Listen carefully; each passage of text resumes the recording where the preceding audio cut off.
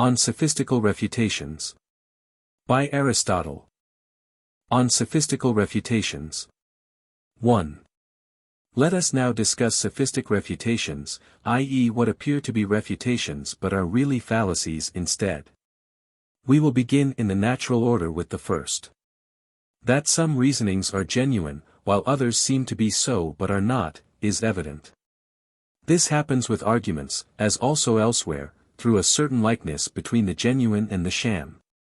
For physically some people are in a vigorous condition, while others merely seem to be so by blowing and rigging themselves out as the tribesmen do their victims for sacrifice. And some people are beautiful thanks to their beauty, while others seem to be so, by dint of embellishing themselves. So it is, too, with inanimate things. For of these, too, some are really silver and others gold, while others are not and merely seem to be such to our sense, e.g. things made of litharge and tin seem to be of silver, while those made of yellow metal look golden. In the same way both reasoning and refutation are sometimes genuine, sometimes not, though inexperience may make them appear so, for inexperienced people obtain only, as it were, a distant view of these things. For reasoning rests on certain statements such that they involve necessarily the assertion of something other than what has been stated, through what has been stated. Refutation is reasoning involving the contradictory of the given conclusion. Now some of them do not really achieve this, though they seem to do so for a number of reasons, and of these the most prolific and usual domain is the argument that turns upon names only. It is impossible in a discussion to bring in the actual things discussed. We use their names as symbols instead of them. And therefore we suppose that what follows in the names, follows in the things as well, just as people who calculate suppose in regard to their counters. But the two cases, names and things, are not alike. For names are finite and so is the sum total of formulae, while things are infinite in number. Inevitably, then, the same formulae, and a single name, have a number of meanings. Accordingly, just as, in counting, those who are not clever in manipulating their counters are taken in by the experts. In the same way in arguments too those who are not well acquainted with the force of names misreason both in their own discussions and when they listen to others. For this reason, then, and for others to be mentioned later, there exists both reasoning and refutation that is apparent but not real. Now for some people it is better worth while to seem to be wise, than to be wise without seeming to be, for the art of the sophist is the semblance of wisdom without the reality. And the sophist is one who makes money from an apparent but unreal wisdom. For them, then, it is clearly essential also to seem to accomplish the task of a wise man rather than to accomplish it without seeming to do so. To reduce it to a single point of contrast, it is the business of one who knows a thing, himself to avoid fallacies in the subjects which he knows and to be able to show up the man who makes them. And of these accomplishments the one depends on the faculty to render an answer, and the other upon the securing of one. Those, then, who would be sophists are bound to study the class of arguments aforesaid, for it is worth their while, for a faculty of this kind will make a man seem to be wise, and this is the purpose they happen to have in view. Clearly, then, there exists a class of arguments of this kind, and it is at this kind of ability that those aim whom we call sophists. Let us now go on to discuss how many kinds there are of sophistical arguments, and how many in number are the elements of which this faculty is composed, and how many branches there happen to be of this inquiry. And the other factors that contribute to this art. 2. Of arguments in dialogue form there are 4 classes: didactic, dialectical, examination arguments, and contentious arguments. Didactic arguments are those that reason from the principles appropriate to each subject and not from the opinions held by the answerer, for the learner should take things on trust. Dialectical arguments are those that reason from premises generally accepted to the contradictory of a given thesis. Examination arguments are those that reason from premises which are accepted by the answerer and which any one who pretends to possess knowledge of the subject is bound to know in what manner has been defined in another treatise. Contentious arguments are those that reason or appear to reason to a conclusion from premises that appear to be generally accepted but are not so. The subject, then, of demonstrative arguments has been discussed in the Analytics, while that of dialectic arguments and examination arguments has been discussed elsewhere.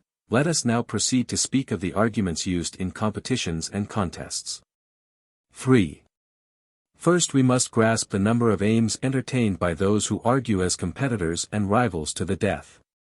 These are 5 in number: refutation, fallacy, paradox, solecism, and fifthly to reduce the opponent in the discussion to babbling, i.e., to constrain him to repeat himself a number of times, or it is to produce the appearance of each of these things without the reality.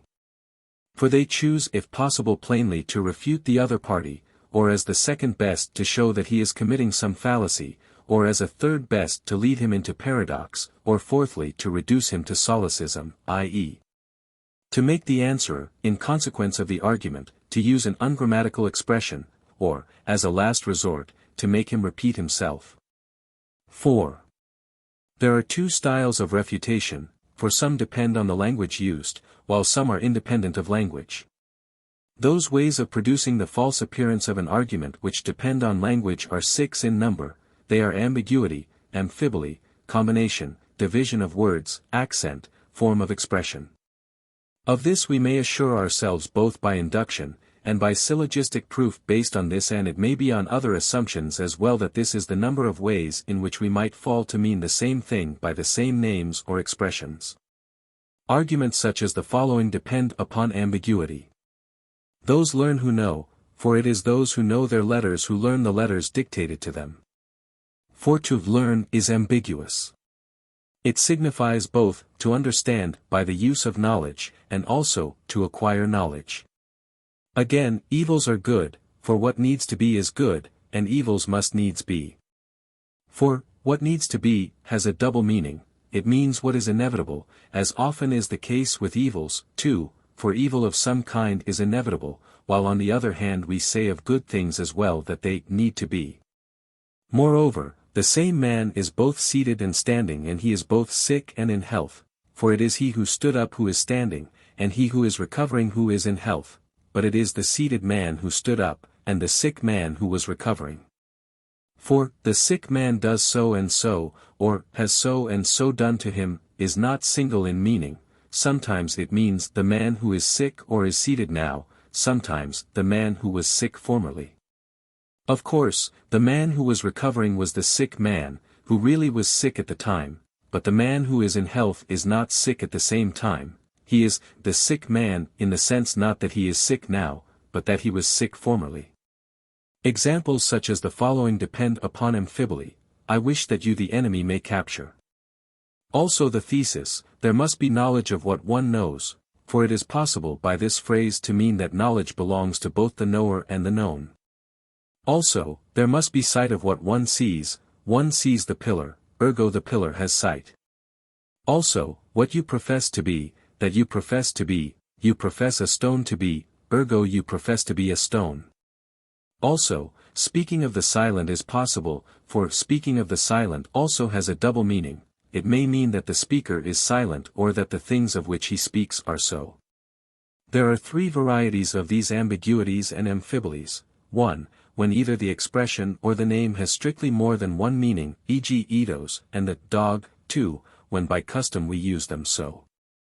3. When words that have a simple sense taken alone have more than one meaning in combination, e.g. knowing letters. For each word, both knowing and letters, possibly has a single meaning, but both together have more than one, either that the letters themselves have knowledge or that someone else has it of them. Amphiboly and ambiguity, then, depend on these modes of speech. Upon the combination of words there depend instances such as the following: a man can walk while sitting, and can write while not writing. For the meaning is not the same if one divides the words and if one combines them in saying that it is possible to walk while sitting and write while not writing. The same applies to the latter phrase, too, if one combines the words, to write while not writing, for then it means that he has the power to write and not to write at once. Whereas if one does not combine them, it means that when he is not writing he has the power to write. Also, he now if he has learnt his letters. Moreover, there is the saying that one single thing if you can carry a crowd you can carry 2. Upon division depend the propositions that 5 is 2 and 3, and odd, and that the greater is equal, for it is that amount and more besides.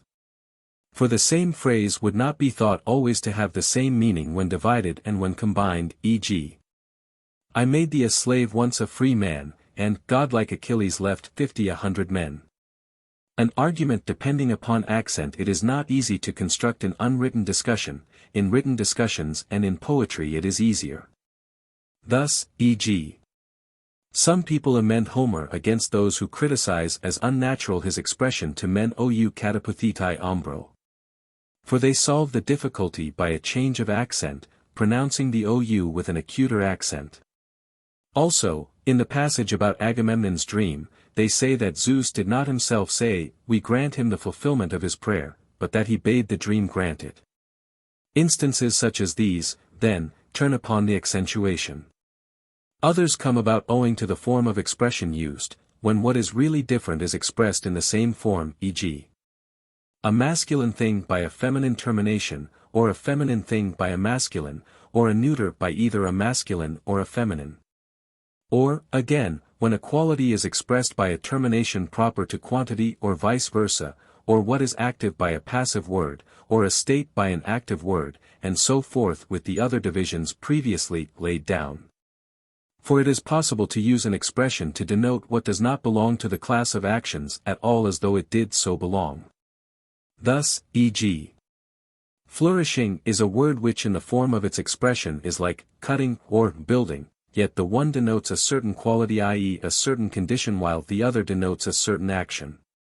In the same manner also in the other instances. Refutations, then, that depend upon language are drawn from these commonplace rules. Of fallacies, on the other hand, that are independent of language there are 7 kinds. 1. That which depends upon accident. 2. The use of an expression absolutely or not absolutely but with some qualification of respect or place, or time, or relation. 3. That which depends upon ignorance of what refutation is. 4. That which depends upon the consequent. 5. That which depends upon assuming the original conclusion. 6. Stating as cause what is not the cause. 7. The making of more than one question into one. 5. Fallacies, then, that depend on accident occur whenever any attribute is claimed to belong in like manner to a thing and to its accident. For since the same thing has many accidents, there is no necessity that all the same attributes should belong to all of a thing's predicates and to their subject as well. Thus, e.g. if Coriscus be different from man, he is different from himself, for he is a man, or, if he be different from Socrates, and Socrates be a man, then, they say, he has admitted that Coriscus is different from a man. Because it so happens, accident, that the person from whom he said that he, Coriscus, is different is a man.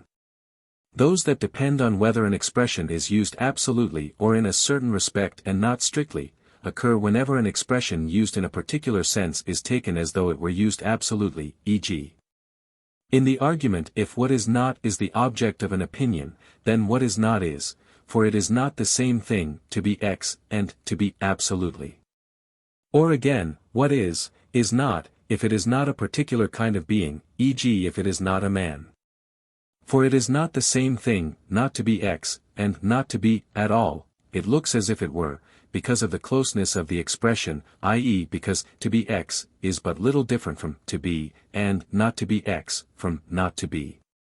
Likewise also with any argument that turns upon the point whether an expression is used in a certain respect or used absolutely. Thus e.g., suppose an Indian to be black all over, but white in respect of his teeth. Then he is both white and not white.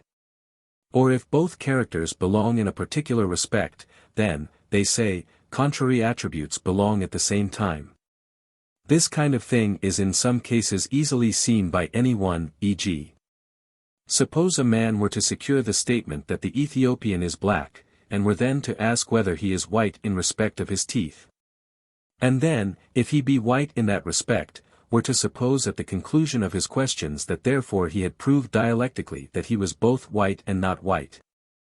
But in some cases it often passes undetected, viz.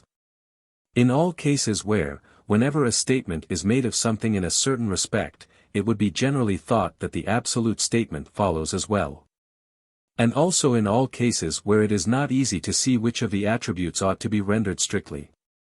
A situation of this kind arises, where both the opposite attributes belong alike, for then there is general support for the view that one must agree absolutely to the assertion of both, or of neither, e.g.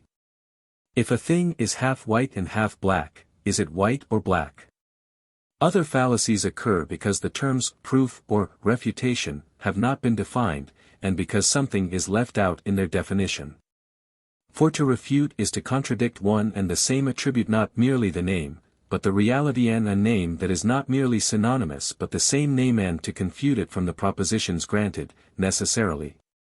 Without including in the reckoning the original point to be proved, in the same respect and relation and manner and time in which it was asserted. A false assertion about anything has to be defined in the same way. Some people, however, omit some one of the said conditions and give a merely apparent refutation, showing, e.g. that the same thing is both double and not double, for 2 is double of 1, but not double of 3. Or, it may be, they show that it is both double and not double of the same thing, but not that it is so in the same respect, for it is double in length but not double in breadth. Or, it may be, they show it to be both double and not double of the same thing and in the same respect and manner, but not that it is so at the same time, and therefore their refutation is merely apparent. One might, with some violence, bring this fallacy into the group of fallacies dependent on language as well. Those that depend on the assumption of the original point to be proved, occur in the same way, and in as many ways, as it is possible to beg the original point. They appear to refute because men lack the power to keep their eyes at once upon what is the same and what is different. The refutation which depends upon the consequent arises because people suppose that the relation of consequence is convertible. For whenever, suppose A is, B necessarily is, they then suppose also that if B is, A necessarily is. This is also the source of the deceptions that attend opinions based on sense perception. For people often suppose bile to be honey because honey is attended by a yellow color. Also, since after rain the ground is wet in consequence, we suppose that if the ground is wet, it has been raining, whereas that does not necessarily follow. In rhetoric, proofs from signs are based on consequences. For when rhetoricians wish to show that a man is an adulterer, they take hold of some consequence of an adulterous life, viz. that the man is smartly dressed, or that he is observed to wander about at night. There are, however, many people of whom these things are true, while the charge in question is untrue. It happens like this also in real reasoning, e.g. Melissa's argument, that the universe is eternal, assumes that the universe has not come to be, for from what is not nothing could possibly come to be, and that what has come to be has done so from a first beginning. If, therefore, the universe has not come to be, it has no first beginning, and is therefore eternal. But this does not necessarily follow, for even if what has come to be always has a first beginning, it does not also follow that what has a first beginning has come to be. Any more than it follows that if a man in a fever be hot, a man who is hot must be in a fever. The refutation which depends upon treating as cause what is not a cause, occurs whenever what is not a cause is inserted in the argument, as though the refutation depended upon it. This kind of thing happens in arguments that reason ad impossible, for in these we are bound to demolish one of the premises. If, then, the false cause be reckoned in among the questions that are necessary to establish the resulting impossibility, it will often be thought that the refutation depends upon it, e.g. in the proof that the soul and life are not the same, for if coming to be contrary to perishing, then a particular form of perishing will have a particular form of coming to be as its contrary. Now death is a particular form of perishing and is contrary to life. Life, therefore, is a coming to be, and to live is to come to be. But this is impossible. Accordingly, the soul and life are not the same. Now this is not proved, for the impossibility results all the same, even if one does not say that life is the same as the soul, but merely says that life is contrary to death, which is a form of perishing. And that perishing has coming to be as its contrary. Arguments of that kind, then, though not inconclusive absolutely, are inconclusive in relation to the proposed conclusion. Also, even the questioners themselves often fail quite as much to see a point of that kind. Such, then, are the arguments that depend upon the consequent and upon false cause. Those that depend upon the making of two questions into one occur whenever the plurality is undetected and a single answer is returned as if to a single question. Now, in some cases, it is easy to see that there is more than one, and that an answer is not to be given, e.g., does the earth consist of sea, or the sky? But in some cases it is less easy, and then people treat the question as one, and either confess their defeat by failing to answer the question, or are exposed to an apparent refutation. Thus, is A and is B a man? Yes. Then if anyone hits A and B, he will strike a man, singular, not men, plural. Or again, where part is good and part bad, is the whole good or bad? For whichever he says, it is possible that he might be thought to expose himself to an apparent refutation or to make an apparently false statement, for to say that something is good which is not good, or not good which is good, is to make a false statement. Sometimes, however, additional premises may actually give rise to a genuine refutation, e.g., suppose a man were to grant that the descriptions, white and naked and blind, apply to one thing and to a number of things in a like sense. For if blind describes a thing that cannot see though nature designed it to see, it will also describe things that cannot see though nature designed them to do so. Whenever, then, one thing can see while another cannot, they will either both be able to see or else both be blind, which is impossible. 6. The right way, then, is either to divide apparent proofs and refutations as above, or else to refer them all to ignorance of what refutation is. And make that our starting point, for it is possible to analyze all the aforesaid modes of fallacy into breaches of the definition of a refutation. In the first place, we may see if they are inconclusive, for the conclusion ought to result from the premises laid down, so as to compel us necessarily to state it and not merely to seem to compel us. Next we should also take the definition bit by bit, and try the fallacy thereby. For of the fallacies that consist in language, some depend upon a double meaning, e.g., ambiguity of words and of phrases. And the fallacy of like verbal forms, for we habitually speak of everything as though it were a particular substance, while fallacies of combination, division, accent arise because the phrase in question or the term as altered is not the same as was intended. Even this, however, should be the same, just as the thing signified should be as well, if a refutation or proof is to be effected, e.g., if the point concerns a doublet, then you should draw the conclusion of a doublet, not of a cloak. For the former conclusion also would be true, but it has not been proved. We need a further question to show that doublet means the same thing, in order to satisfy anyone who asks why you think your point proved. Fallacies that depend on accident are clear cases of ignoratio elenchi when once proof has been defined. For the same definition ought to hold good of refutation too, except that a mention of the contradictory is here added, for a refutation is a proof of the contradictory. If, then, there is no proof as regards an accident of anything, there is no refutation. For supposing, when A and B are, C must necessarily be, and C is white, there is no necessity for it to be white on account of the syllogism.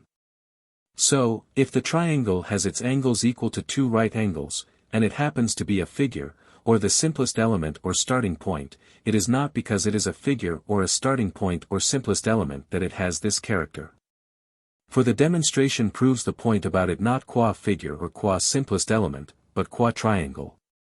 Likewise also in other cases. If, then, refutation is a proof, an argument which argued per accidens could not be a refutation. It is, however, just in this that the experts and men of science generally suffer refutation at the hand of the unscientific, for the latter meet the scientists with reasonings constituted per accidens. And the scientists for lack of the power to draw distinctions either say, yes, to their questions, or else people suppose them to have said, yes, although they have not. Those that depend upon whether something is said in a certain respect only or said absolutely, are clear cases of ignoratio elenchi because the affirmation and the denial are not concerned with the same point. For of white in a certain respect the negation is not white in a certain respect, while of white absolutely it is not white absolutely. If, then, a man treats the admission that a thing is white in a certain respect as though it were said to be white absolutely, he does not effect a refutation, but merely appears to do so owing to ignorance of what refutation is. The clearest cases of all, however, are those that were previously described as depending upon the definition of a refutation, and this is also why they were called by that name. For the appearance of a refutation is produced because of the omission in the definition, and if we divide fallacies in the above manner, we ought to set defective definition as a common mark upon them all. Those that depend upon the assumption of the original point and upon stating as the cause what is not the cause, are clearly shown to be cases of ignoratio elenchi through the definition thereof. For the conclusion ought to come about, because these things are so, and this does not happen where the premises are not causes of it, and again it should come about without taking into account the original point. And this is not the case with those arguments which depend upon begging the original point. Those that depend upon the assumption of the original point and upon stating as the cause what is not the cause, are clearly shown to be cases of ignoratio elenchi through the definition thereof. For the conclusion ought to come about, because these things are so, and this does not happen where the premises are not causes of it, and again it should come about without taking into account the original point. And this is not the case with those arguments which depend upon begging the original point. Those that depend upon the consequent are a branch of accident, for the consequent is an accident, only it differs from the accident in this, that you may secure an admission of the accident in the case of one thing only, e.g. the identity of a yellow thing in honey and of a white thing in swan, whereas the consequent always involves more than one thing, for we claim that things that are the same as one and the same thing are also the same as one another. And this is the ground of a refutation dependent on the consequent. It is, however, not always true, e.g. suppose that and B are the same as C per accidens, for both snow and the swan are the same as something white. Or again, as in Melissa's argument, a man assumes that to have been generated and to have a beginning are the same thing, or to become equal and to assume the same magnitude. For because what has been generated has a beginning, he claims also that what has a beginning has been generated, and argues as though both what has been generated and what is finite were the same because each has a beginning. Likewise also in the case of things that are made equal he assumes that if things that assume one and the same magnitude become equal, then also things that become equal assume one magnitude, i.e. he assumes the consequent. Inasmuch, then, as a refutation depending on accident consists in ignorance of what a refutation is, clearly so also does a refutation depending on the consequent. We shall have further to examine this in another way as well. Those fallacies that depend upon the making of several questions into one consist in our failure to dissect the definition of proposition. For a proposition is a single statement about a single thing. For the same definition applies to one single thing only and to the thing, simply, e.g. to a man and to one single man only and likewise also in other cases. If, then, a single proposition be one which claims a single thing of a single thing, a proposition, simply, will also be the putting of a question of that kind. Now since a proof starts from propositions and refutation is a proof, refutation, too, will start from propositions. If, then, a proposition is a single statement about a single thing, it is obvious that this fallacy too consists in ignorance of what a refutation is, for in it what is not a proposition appears to be one. If, then, the answerer has returned an answer as though to a single question, there will be a refutation, while if he has returned one not really but apparently, there will be an apparent refutation of his thesis. All the types of fallacy, then, fall under ignorance of what a refutation is, some of them because the contradiction, which is the distinctive mark of a refutation, is merely apparent, and the rest failing to conform to the definition of a proof. 7. The deception comes about in the case of arguments that depend on ambiguity of words and of phrases because we are unable to divide the ambiguous term, for some terms it is not easy to divide, e.g. unity, being, and sameness, while in those that depend on combination and division, it is because we suppose that it makes no difference whether the phrase be combined or divided, as is indeed the case with most phrases. Likewise also with those that depend on accent, for the lowering or raising of the voice upon a phrase is thought not to alter its meaning with any phrase, or not with many. With those that depend on the of expression it is because of the likeness of expression. For it is hard to distinguish what kind of things are signified by the same and what by different kinds of expression, for a man who can do this is practically next door to the understanding of the truth. A special reason why a man is liable to be hurried into assent to the fallacy is that we suppose every predicate of everything to be an individual thing. And we understand it as being one with the thing, and we therefore treat it as a substance, for it is to that which is one with a thing or substance, as also to substance itself. That, individually, and being are deemed to belong in the fullest sense. For this reason, too, this type of fallacy is to be ranked among those that depend on language. In the first place, because the deception is effected the more readily when we are inquiring into a problem in company with others than when we do so by ourselves, for an inquiry with another person is carried on by means of speech. Whereas an inquiry by oneself is carried on quite as much by means of the object itself. Secondly, a man is liable to be deceived, even when inquiring by himself, when he takes speech as the basis of his inquiry. Moreover, the deception arises out of the likeness of two different things, and the likeness arises out of the language. With those fallacies that depend upon accident, deception comes about because we cannot distinguish the sameness and otherness of terms, i.e. their unity and multiplicity, or what kinds of predicate have all the same accidents as their subject. Likewise also with those that depend on the consequent, for the consequent is a branch of accident. Moreover, in many cases appearances point to this, and the claim is made that if is inseparable from B, so also is B from with those that depend upon an imperfection in the definition of a refutation.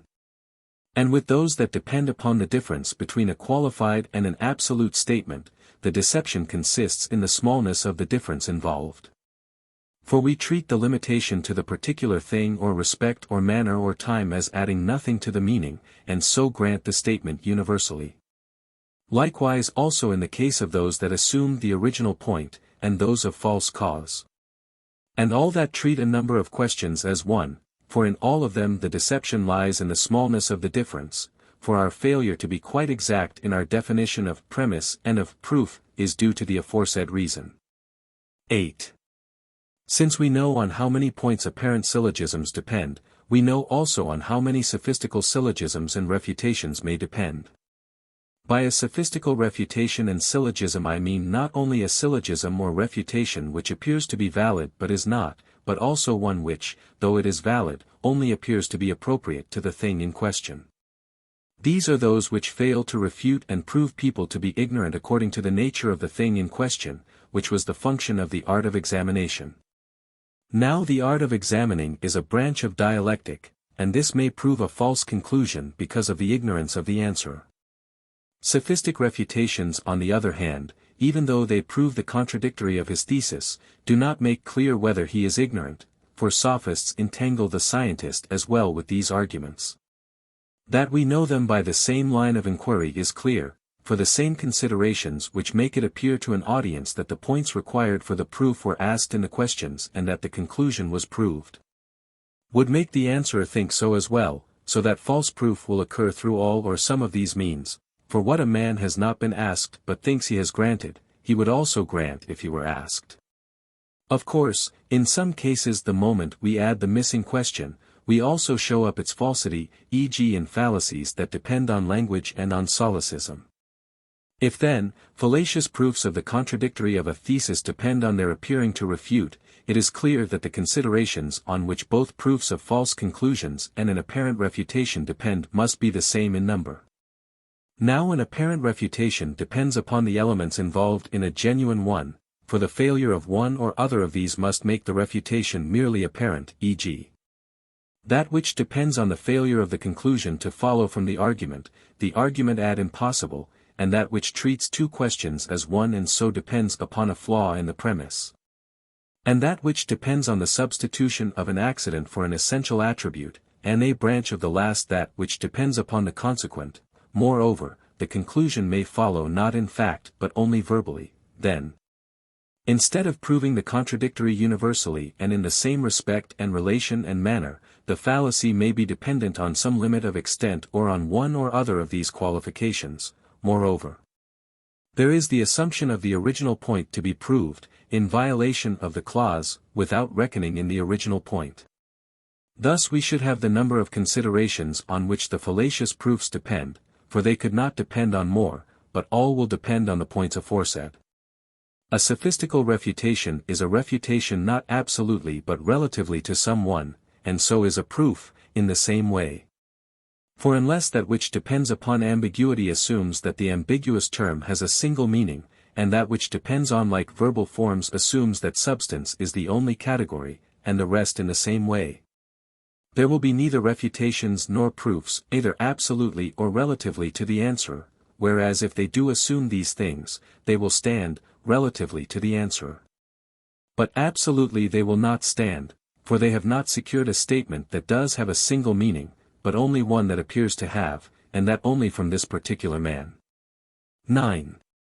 The number of considerations on which depend the refutations of those who are refuted, we ought not to try to grasp without a knowledge of everything that is. This, however, is not the province of any special study, for possibly the sciences are infinite in number, so that obviously demonstrations may be infinite too. Now refutations may be true as well as false, for whenever it is possible to demonstrate something, it is also possible to refute the man who maintains the contradictory of the truth, e.g. if a man has stated that the diagonal is commensurate with the side of the square, one might refute him by demonstrating that it is incommensurate. Accordingly, to exhaust all possible refutations we shall have to have scientific knowledge of everything, for some refutations depend upon the principles that rule in geometry and the conclusions that follow from these. Others upon those that rule in medicine, and others upon those of the other sciences.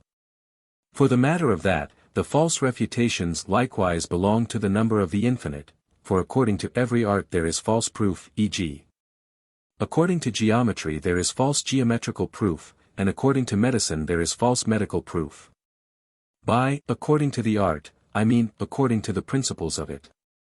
Clearly, then, it is not of all refutations, but only of those that depend upon dialectic that we need to grasp the commonplace rules, for these stand in a common relation to every art and faculty.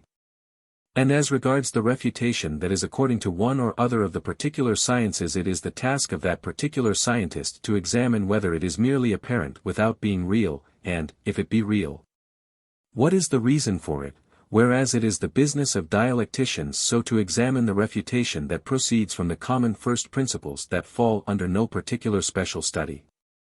For if we grasp the starting points of the accepted proofs on any subject whatever, we grasp those of the refutations current on that subject. For a refutation is the proof of the contradictory of a given thesis, so that either one or two proofs of the contradictory constitute a refutation. We grasp, then, the number of considerations on which all such depend. If, however, we grasp this, we also grasp their solutions as well, for the objections to these are the solutions of them. We also grasp the number of considerations on which those refutations depend, that are merely apparent, I mean, not to everybody, but to people of a certain stamp. For it is an indefinite task if one is to inquire how many are the considerations that make them apparent to the man in the street. Accordingly it is clear that the dialectician's business is to be able to grasp on how many considerations depends the formation, through the common first principles, of a refutation that is either real or apparent, i.e. either dialectical or apparently dialectical, or suitable for an examination. 10. It is no true distinction between arguments which some people draw when they say that some arguments are directed against the expression, and others against the thought expressed, for it is absurd to suppose that some arguments are directed against the expression and others against the thought, and that they are not the same. For what is failure to direct an argument against the thought except what occurs whenever a man does not in using the expression think it to be used in his question in the same sense in which the person questioned granted it? And this is the same thing as to direct the argument against the expression.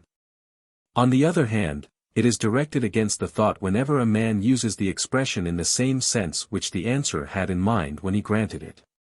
If now any, i.e., both the questioner and the person questioned, in dealing with an expression with more than one meaning, were to suppose it to have one meaning as e.g. it may be that being and one have many meanings, and yet both the answerer answers and the questioner puts his question supposing it to be one. And the argument is to the effect that all things are one. Will this discussion be directed any more against the expression than against the thought of the person questioned? If, on the other hand, one of them supposes the expression to have many meanings, it is clear that such a discussion will not be directed against the thought. Such being the meanings of the phrases in question, they clearly cannot describe two separate classes of argument. For, in the first place, it is possible for any such argument as bears more than one meaning to be directed against the expression and against the thought, and next it is possible for any argument whatsoever. For the fact of being directed against the thought consists not in the nature of the argument, but in the special attitude of the answerer towards the points he concedes. Next, all of them may be directed to the expression. For, to be directed against the expression means in this doctrine not to be directed against the thought. For if not all are directed against either expression or thought, there will be certain other arguments directed neither against the expression nor against the thought, whereas they say that all must be one or the other. And divide them all as directed either against the expression or against the thought, while others, they say, there are none. But in point of fact those that depend on mere expression are only a branch of those syllogisms that depend on a multiplicity of meanings. For the absurd statement has actually been made that the description, dependent on mere expression, describes all the arguments that depend on language, whereas some of these are fallacies not because the answerer adopts a particular attitude towards them, but because the argument itself involves the asking of a question such as bears more than one meaning. It is, too, altogether absurd to discuss refutation without first discussing proof, for a refutation is a proof. So that one ought to discuss proof as well before describing false refutation, for a refutation of that kind is a merely apparent proof of the contradictory of a thesis. Accordingly, the reason of the falsity will be either in the proof or in the contradiction, for mention of the contradiction must be added, while sometimes it is in both, if the refutation be merely apparent. In the argument that speaking of the silent is possible it lies in the contradiction, not in the proof. In the argument that one can give what one does not possess, it lies in both. In the proof that Homer's poem is a figure through its being a cycle it lies in the proof. An argument that does not fail in either respect is a true proof. But, to return to the point whence our argument digressed, are mathematical reasonings directed against the thought, or not? And if any one thinks triangle to be a word with many meanings, and granted it in some different sense from the figure which was proved to contain two right angles, has the questioner here directed his argument against the thought of the former or not? Moreover, if the expression bears many senses, while the answerer does not understand or suppose it to have them, surely the questioner here has directed his argument against his thought. Or how else ought he to put his question except by suggesting a distinction? Suppose one's question to be speaking of the silent possible or not? As follows, is the answer no, in one sense, but yes, in another? If, then, any one were to answer that it was not possible in any sense and the other were to argue that it was, has not his argument been directed against the thought of the answerer? Yet his argument is supposed to be one of those that depend on the expression. There is not, then, any definite kind of arguments that is directed against the thought. Some arguments are, indeed, directed against the expression, but these are not all even apparent refutations, let alone all refutations. For there are also apparent refutations which do not depend upon language, e.g. those that depend upon accident, and others. If, however, any one claims that one should actually draw the distinction, and say, by speaking of the silent, I mean, in one sense this and in the other sense that. Surely to claim this is in the first place absurd, for sometimes the questioner does not see the ambiguity of his question, and he cannot possibly draw a distinction which he does not think to be there in the second place. What else but this will didactic argument be? For it will make manifest the state of the case to one who has never considered, and does not know or suppose that there is any other meaning but one. For what is there to prevent the same thing also happening to us in cases where there is no double meaning? Are the units in 4 equal to the 2's? Observe that the 2's are contained in 4 in one sense in this way, in another sense in that. Also, is the knowledge of contraries one or not? Observe that some contraries are known, while others are unknown. Thus the man who makes this claim seems to be unaware of the difference between didactic and dialectical argument, and of the fact that while he who argues didactically should not ask questions but make things clear himself, the other should merely ask questions. 11. Moreover, to claim a yes or no answer is the business not of a man who is showing something, but of one who is holding an examination. For the art of examining is a branch of dialectic and has in view not the man who has knowledge, but the ignorant pretender. He, then, is a dialectician who regards the common principles with their application to the particular matter in hand, while he who only appears to do this is a sophist. Now for contentious and sophistical reasoning, one such is a merely apparent reasoning, on subjects on which dialectical reasoning is the proper method of examination. Even though its conclusion be true, for it misleads us in regard to the cause, also, 2, there are those misreasonings which do not conform to the line of inquiry proper to the particular subject, but are generally thought to conform to the art in question. For false diagrams of geometrical figures are not contentious, for the resulting fallacies conform to the subject of the art, any more than is any false diagram that may be offered in proof of a truth, e.g. Hippocrates' figure or the squaring of the circle by means of the lineals. But Bryson's method of squaring the circle, even if the circle is thereby squared, is still sophistical because it does not conform to the subject in hand.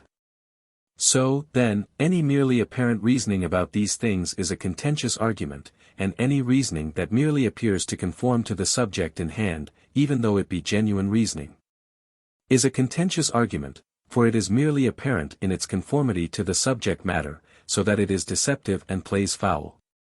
For just as a foul in a race is a definite type of fault, and is a kind of foul fighting, so the art of contentious reasoning is foul fighting in disputation, for in the former case those who are resolved to win at all costs snatch at everything. And so in the latter case do contentious reasoners. Those, then, who do this in order to win the mere victory are generally considered to be contentious and quarrelsome persons, while those who do it to win a reputation with a view to making money are sophistical.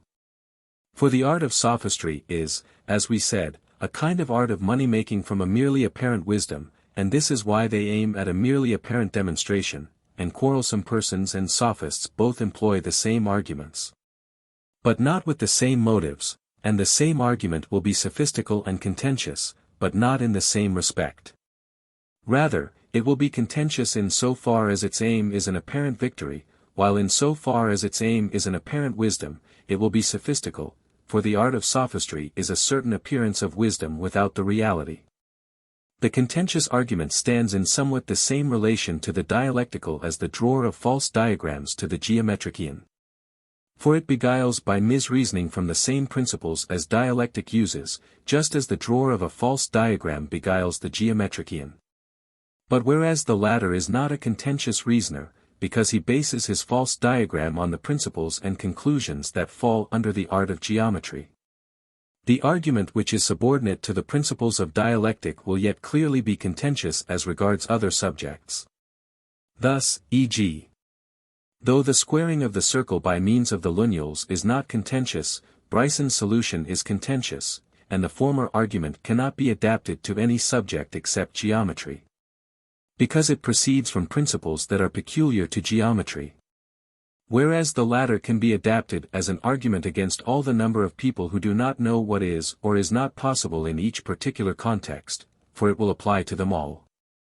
Or there is the method whereby Antiphon squared the circle. Or again, an argument which denied that it was better to take a walk after dinner, because of Zeno's argument, would not be a proper argument for a doctor, because Zeno's argument is of general application. If, then, the relation of the contentious argument to the dialectical were exactly like that of the drawer of false diagrams to the geometrician, a contentious argument upon the aforesaid subjects could not have existed. But, as it is, the dialectical argument is not concerned with any definite kind of being, nor does it show anything, nor is it even an argument such as we find in the general philosophy of being. For all beings are not contained in any one kind, nor, if they were, could they possibly fall under the same principles. Accordingly, no art that is a method of showing the nature of anything proceeds by asking questions, for it does not permit a man to grant whichever he likes of the two alternatives in the question, for they will not both of them yield a proof. Dialectic, on the other hand, does proceed by questioning, whereas if it were concerned to show things, it would have refrained from putting questions, even if not about everything. At least about the first principles and the special principles that apply to the particular subject in hand. For suppose the answerer not to grant these, it would then no longer have had any grounds from which to argue any longer against the objection. Dialectic is at the same time a mode of examination as well. For neither is the art of examination an accomplishment of the same kind as geometry, but one which a man may possess, even though he has not knowledge. For it is possible even for one without knowledge to hold an examination of one who is without knowledge. If also the latter grants him points taken not from thing that he knows or from the special principles of the subject under discussion but from all that range of consequences attaching to the subject which a man may indeed know without knowing the theory of the subject, but which if he do not know, he is bound to be ignorant of the theory. So then clearly the art of examining does not consist in knowledge of any definite subject. For this reason, too, it deals with everything, for every theory of anything employs also certain common principles. Hence everybody, including even amateurs, makes use in a way of dialectic and the practice of examining, for all undertake to some extent rough trial of those who profess to know things. What serves them here is the general principles, for they know these of themselves just as well as the scientist, even if in what they say they seem to the latter to go wildly astray from them. All, then, are engaged in refutation. For they take a hand as amateurs in the same task with which dialectic is concerned professionally, and he is a dialectician who examines by the help of a theory of reasoning. Now there are many identical principles which are true of everything, though they are not such as to constitute a particular nature, i.e., a particular kind of being, but are like negative terms, while other principles are not of this kind but are special to particular subjects. Accordingly it is possible from these general principles to hold an examination on everything, and that there should be a definite art of so doing, and, moreover, an art which is not of the same kind as those which demonstrate. This is why the contentious reasoner does not stand in the same condition in all respects as the drawer of a false diagram, for the contentious reasoner will not be given to misreasoning from any definite class of principles, but will deal with every class. These, then, are the types of sophistical refutations, and that it belongs to the dialectician to study these, and to be able to effect them, is not difficult to see, for the investigation of premises comprises the whole of this study. 12. So much, then, for apparent refutations. As for showing that the answerer is committing some fallacy, and drawing his argument into paradox, for this was the second item of the sophist's program in the first place, then this is best brought about by a certain manner of questioning and through the question.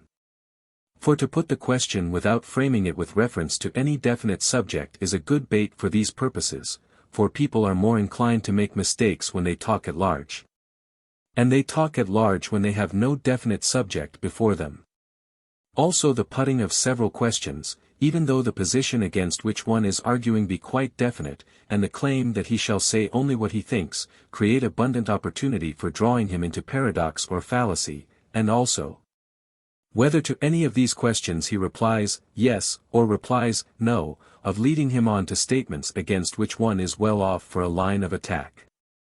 Nowadays, however, men are less able to play foul by these means than they were formerly, for people rejoin with the question, what has that to do with the original subject? It is, too, an elementary rule for eliciting some fallacy or paradox that one should never put a controversial question straight away. But say that one puts it from the wish for information, for the process of inquiry thus invited gives room for an attack. A rule specially appropriate for showing up a fallacy is the sophistic rule, that one should draw the answerer on to the kind of statements against which one is well supplied with arguments. This can be done both properly and improperly.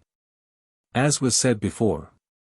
Again, to draw a paradoxical statement, look and see to what school of philosophers the person arguing with you belongs.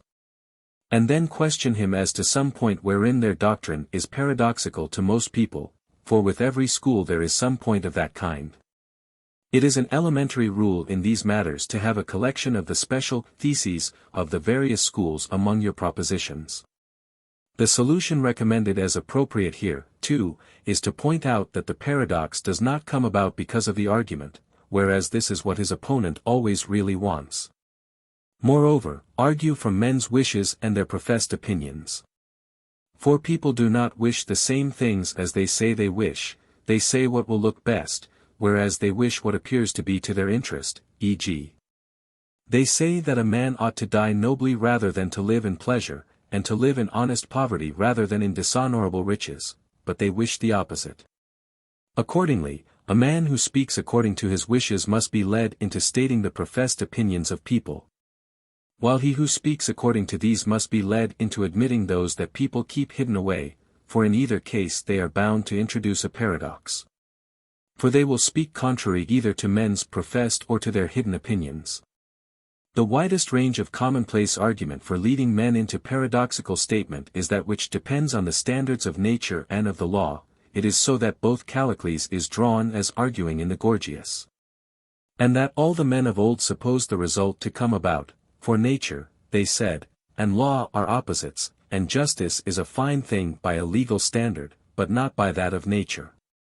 Accordingly, they said, the man whose statement agrees with the standard of nature you should meet by the standard of the law.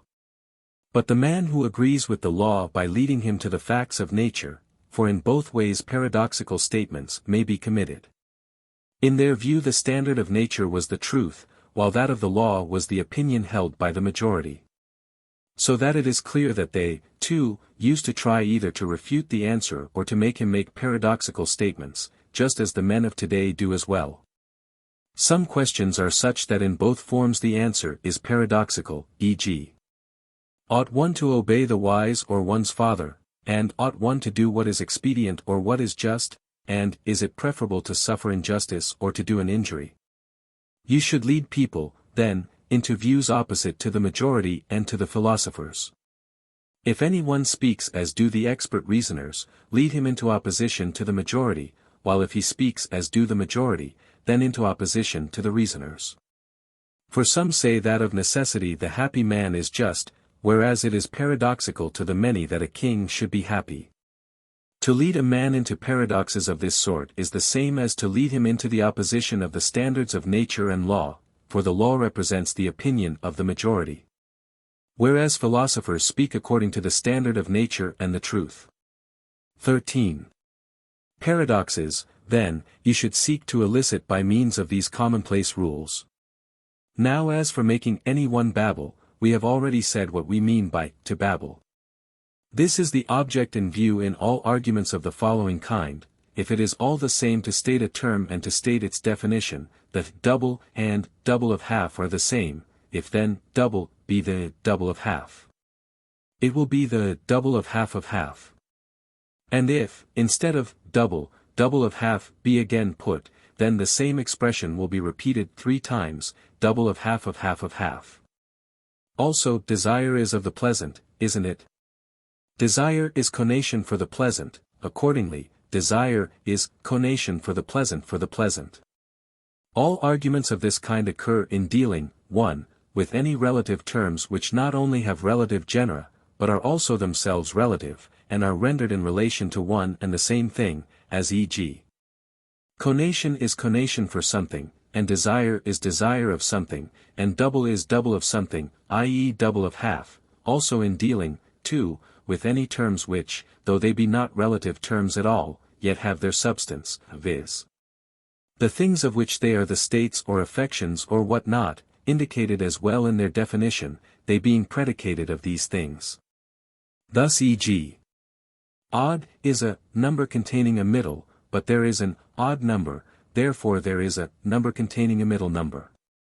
Also, if snubness be a concavity of the nose, and there be a snub nose, there is therefore a concave nose. People sometimes appear to produce this result, without really producing it, because they do not add the question whether the expression double, just by itself, has any meaning or no, and if so, whether it has the same meaning or a different one. But they draw their conclusion straight away. Still it seems, inasmuch as the word is the same, to have the same meaning as well. 14. We have said before what kind of thing solecism is. It is possible both to commit it, and to seem to do so without doing so, and to do so without seeming to do so. Suppose, as Protagoras used to say that Menes, wrath, and Pelex, helmet, are masculine, according to him a man who calls wrath a destructress, Olomenon, commits a solecism, though he does not seem to do so to other people. Where he who calls it a destructor, Olomenon, commits no solecism though he seems to do so. It is clear, then, that anyone could produce this effect by art as well, and for this reason many arguments seem to lead to solecism which do not really do so, as happens in the case of refutations. Almost all apparent solecisms depend upon the word this, toad, and upon occasions when the inflection denotes neither a masculine nor a feminine object but a neuter. For he, udos, signifies a masculine, and she, ought, feminine. But this, tudo, though meant to signify a neuter, often also signifies one or other of the former, e.g. what is this? It is calliope, it is a log, it is coriscus. Now in the masculine and feminine the inflections are all different, whereas in the neuter some are and some are not. Often, then, when this, tudo, has been granted, people reason as if him, tuten, had been said, and likewise also they substitute one inflection for another. The fallacy comes about because this, tudo, is a common form of several inflections, for this signifies sometimes he, udos, and sometimes him, tuten. It should signify them alternately. When combined with is, esti, it should be he, while with being, it should be him, e.g. coriscus, kapiskos, is, but being coriscus, kopiskon. It happens in the same way in the case of feminine nouns as well, and in the case of the so-called chattels, that have feminine or masculine designations. For only those names which end in o and n, have the designation proper to a chattel, e.g. Zulon, log, skoinian, rope, those which do not end so have that of a masculine or feminine object, though some of them we apply to chattels, e.g. askos, wineskin, is a masculine noun, and klein, bed, a feminine. For this reason in cases of this kind as well there will be a difference of the same sort between a construction with is, esti, or with being, to enai. Also, solecism resembles in a certain way those refutations which are said to depend on the like expression of unlike things. For, just as there we come upon a material solecism, so here we come upon a verbal, for man is both a matter for expression and also a word, and so is white. It is clear, then, that for solecisms we must try to construct our argument out of the aforesaid inflections. These, then, are the types of contentious arguments, and the subdivisions of those types, and the methods for conducting them aforesaid. But it makes no little difference if the materials for putting the question be arranged in a certain manner with a view to concealment, as in the case of dialectics. Following then upon what we have said, this must be discussed first. 15. With a view then to refutation, one resource is length, for it is difficult to keep several things in view at once, and to secure length the elementary rules that have been stated before should be employed. One resource, on the other hand, is speed, for when people are left behind they look ahead less. Moreover, there is anger and contentiousness, for when agitated everybody is less able to take care of himself. Elementary rules for producing anger are to make a show of the wish to play foul, and to be altogether shameless. Moreover, there is the putting of one's questions alternately, whether one has more than one argument leading to the same conclusion, or whether one has arguments to show both that something is so. And that it is not so, for the result is that he has to be on his guard at the same time either against more than one line, or against contrary lines, of argument. In general, all the methods described before of producing concealment are useful also for purposes of contentious argument, for the object of concealment is to avoid detection, and the object of this is to deceive. To counter those who refuse to grant whatever they suppose to help one's argument, one should put the question negatively, as though desirous of the opposite answer, or at any rate as though one put the question without prejudice. For when it is obscure what answer one wants to secure, people are less refractory. Also when, in dealing with particulars, a man grants the individual case, when the induction is done you should often not put the universal as a question, but take it for granted and use it, for sometimes people themselves suppose that they have granted it, and also appear to the audience to have done so. For they remember the induction and assume that the questions could not have been put for nothing. In cases where there is no term to indicate the universal, still you should avail yourself of the resemblance of the particulars to suit your purpose, for resemblance often escapes detection. Also, with a view to obtaining your premise, you ought to put it in your question side by side with its contrary.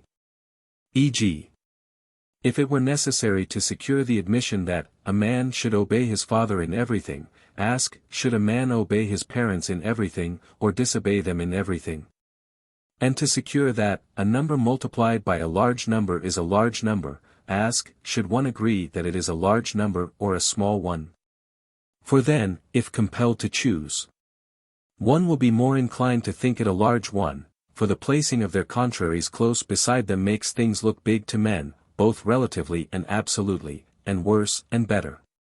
A strong appearance of having been refuted is often produced by the most highly sophistical of all the unfair tricks of questioners, when without proving anything, instead of putting their final proposition as a question, they state it as a conclusion, as though they had proved that, therefore so and so is not true. It is also a sophistical trick, when a paradox has been laid down, first to propose at the start some view that is generally accepted, and then claim that the answerer shall answer what he thinks about it, and to put one's question on matters of that kind in the form, do you think that?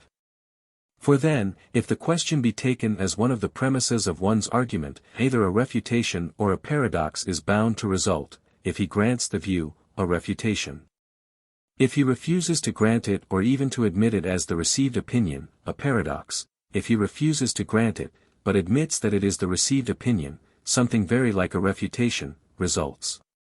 Moreover, just as in rhetorical discourses, so also in those aimed at refutation, he should examine the discrepancies of the answerer's position either with his own statements, or with those of persons whom he admits to say and do aright. Moreover with those of people who are generally supposed to bear that kind of character, or who are like them, or with those of the majority or of all men. Also just as answerers, too, often, when they are in process of being confuted, draw a distinction, if their confutation is just about to take place, so questioners also should resort to this from time to time to counter objectors, pointing out. Supposing that against one sense of the words the objection holds, but not against the other, that they have taken it in the latter sense, as e.g. Cleophon does in the Mandrobulus. They should also break off their argument and cut down their other lines of attack, while in answering, if a man perceives this being done beforehand, he should put in his objection and have his say first. One should also lead attacks sometimes against positions other than the one stated, on the understood condition that one cannot find lines of attack against the view laid down, as Lycophron did when ordered to deliver a eulogy upon the lyre. To counter those who demand against what are you directing your effort? Since one is generally thought bound to state the charge made, while, on the other hand, some ways of stating it make the defense too easy, you should state as your aim only the general result that always happens in refutations. Namely the contradiction of his thesis, viz. that your effort is to deny what he has affirmed, or to affirm what he denied. Don't say that you are trying to show that the knowledge of contraries is, or is not, the same. One must not ask one's conclusion in the form of a premise, while some conclusions should not even be put as questions at all, one should take and use it as granted. 16. We have now therefore dealt with the sources of questions, and the methods of questioning in contentious disputations. Next we have to speak of answering, and of how solutions should be made, and of what requires them. And of what use is served by arguments of this kind. The use of them, then, is, for philosophy, twofold. For in the first place, since for the most part they depend upon the expression, they put us in a better condition for seeing in how many senses any term is used. And what kind of resemblances and what kind of differences occur between things and between their names. In the second place they are useful for one's own personal researches, for the man who is easily committed to a fallacy by someone else, and does not perceive it, is likely to incur this fate of himself also on many occasions. Thirdly and lastly, they further contribute to one's reputation, viz. the reputation of being well trained in everything, and not inexperienced in anything, for that a party to arguments should find fault with them, if he cannot definitely point out their weakness, creates a suspicion, making it seem as though it were not the truth of the matter but merely inexperience that put him out of temper. Answerers may clearly see how to meet arguments of this kind, if our previous account was right of the sources whence fallacies came, and also our distinctions adequate of the forms of dishonesty in putting questions. But it is not the same thing take an argument in one's hand and then to see and solve its faults, as it is to be able to meet it quickly while being subjected to questions, for what we know, we often do not know in a different context. Moreover, just as in other things speed is enhanced by training, so it is with arguments too, so that supposing we are unpracticed, even though a point be clear to us, we are often too late for the right moment.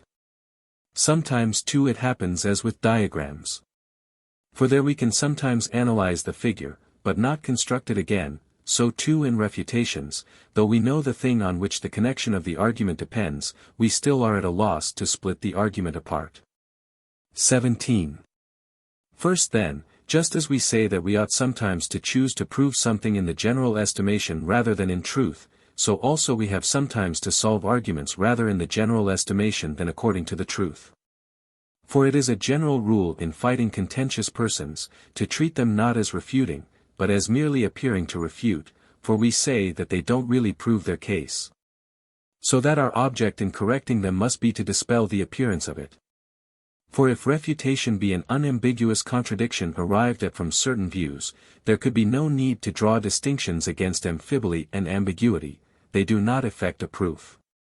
The only motive for drawing further distinctions is that the conclusion reached looks like a refutation. What, then, we have to beware of, is not being refuted, but seeming to be, because of course the asking of amphiboles and of questions that turn upon ambiguity, and all the other tricks of that kind, conceal even a genuine refutation, and make it uncertain who is refuted and who is not. For since one has the right at the end, when the conclusion is drawn, to say that the only denial made of one's statement is ambiguous, no matter how precisely he may have addressed his argument to the very same point as oneself. It is not clear whether one has been refuted, for it is not clear whether at the moment one is speaking the truth. If, on the other hand, one had drawn a distinction, and questioned him on the ambiguous term or the amphiboly, the refutation would not have been a matter of uncertainty. Also what is incidentally the object of contentious arguers, though less so nowadays than formerly, would have been fulfilled. Namely that the person questioned should answer either yes or no, whereas nowadays the improper forms in which questioners put their questions compel the party questioned to add something to his answer in correction of the faultiness of the proposition as put, for certainly, if the questioner distinguishes his meaning adequately, the answerer is bound to reply either yes or no. If anyone is going to suppose that an argument which turns upon ambiguity is a refutation, it will be impossible for an answerer to escape being refuted in a sense, for in the case of visible objects one is bound of necessity to deny the term one has asserted, and to assert what one has denied. For the remedy which some people have for this is quite unavailing. They say, not that Coriscus is both musical and unmusical, but that this Coriscus is musical and this Coriscus unmusical. But this will not do, for to say, this Coriscus is unmusical, or musical, and to say, this Coriscus is so, is to use the same expression, and this he is both affirming and denying at once. But perhaps they do not mean the same. Well, nor did the simple name in the former case, so where is the difference? If, however, he is to ascribe to the one person the simple title, Coriscus, while to the other he is to add the prefix, one, or this, he commits an absurdity, for the latter is no more applicable to the one than to the other, for to whichever he adds it, it makes no difference. All the same, since if a man does not distinguish the senses of an amphiboly, it is not clear whether he has been confuted or has not been confuted, and since in arguments the right to distinguish them is granted, it is evident that to grant the question simply without drawing any distinction is a mistake, so that, even if not the man himself, at any rate his argument looks as though it had been refuted. It often happens, however, that, though they see the amphiboly, people hesitate to draw such distinctions, because of the dense crowd of persons who propose questions of the kind. In order that they may not be thought to be obstructionists at every turn, then, though they would never have supposed that that was the point on which the argument turned, they often find themselves faced by a paradox. Accordingly, since the right of drawing the distinction is granted, one should not hesitate, as has been said before. If people never made two questions into one question, the fallacy that turns upon ambiguity and amphiboly would not have existed either, but either genuine refutation or none. For what is the difference between asking are Callias and Themistocles musical, and what one might have asked if they, being different, had had one name? For if the term applied means more than one thing, he has asked more than one question.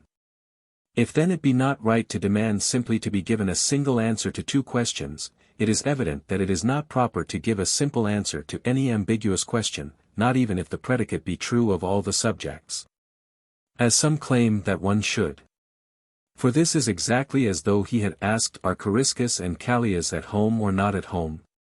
Supposing them to be both in or both out, for in both cases there is a number of propositions, for though the simple answer be true, that does not make the question one. For it is possible for it to be true to answer even countless different questions when put to one, all together with either a yes or a no, but still one should not answer them with a single answer, for that is the death of discussion. Rather, the case is like as though different things has actually had the same name applied to them. If then, one should not give a single answer to two questions, it is evident that we should not say simply yes or no in the case of ambiguous terms either, for the remark is simply a remark, not an answer at all. Although among disputants such remarks are loosely deemed to be answers, because they do not see what the consequence is.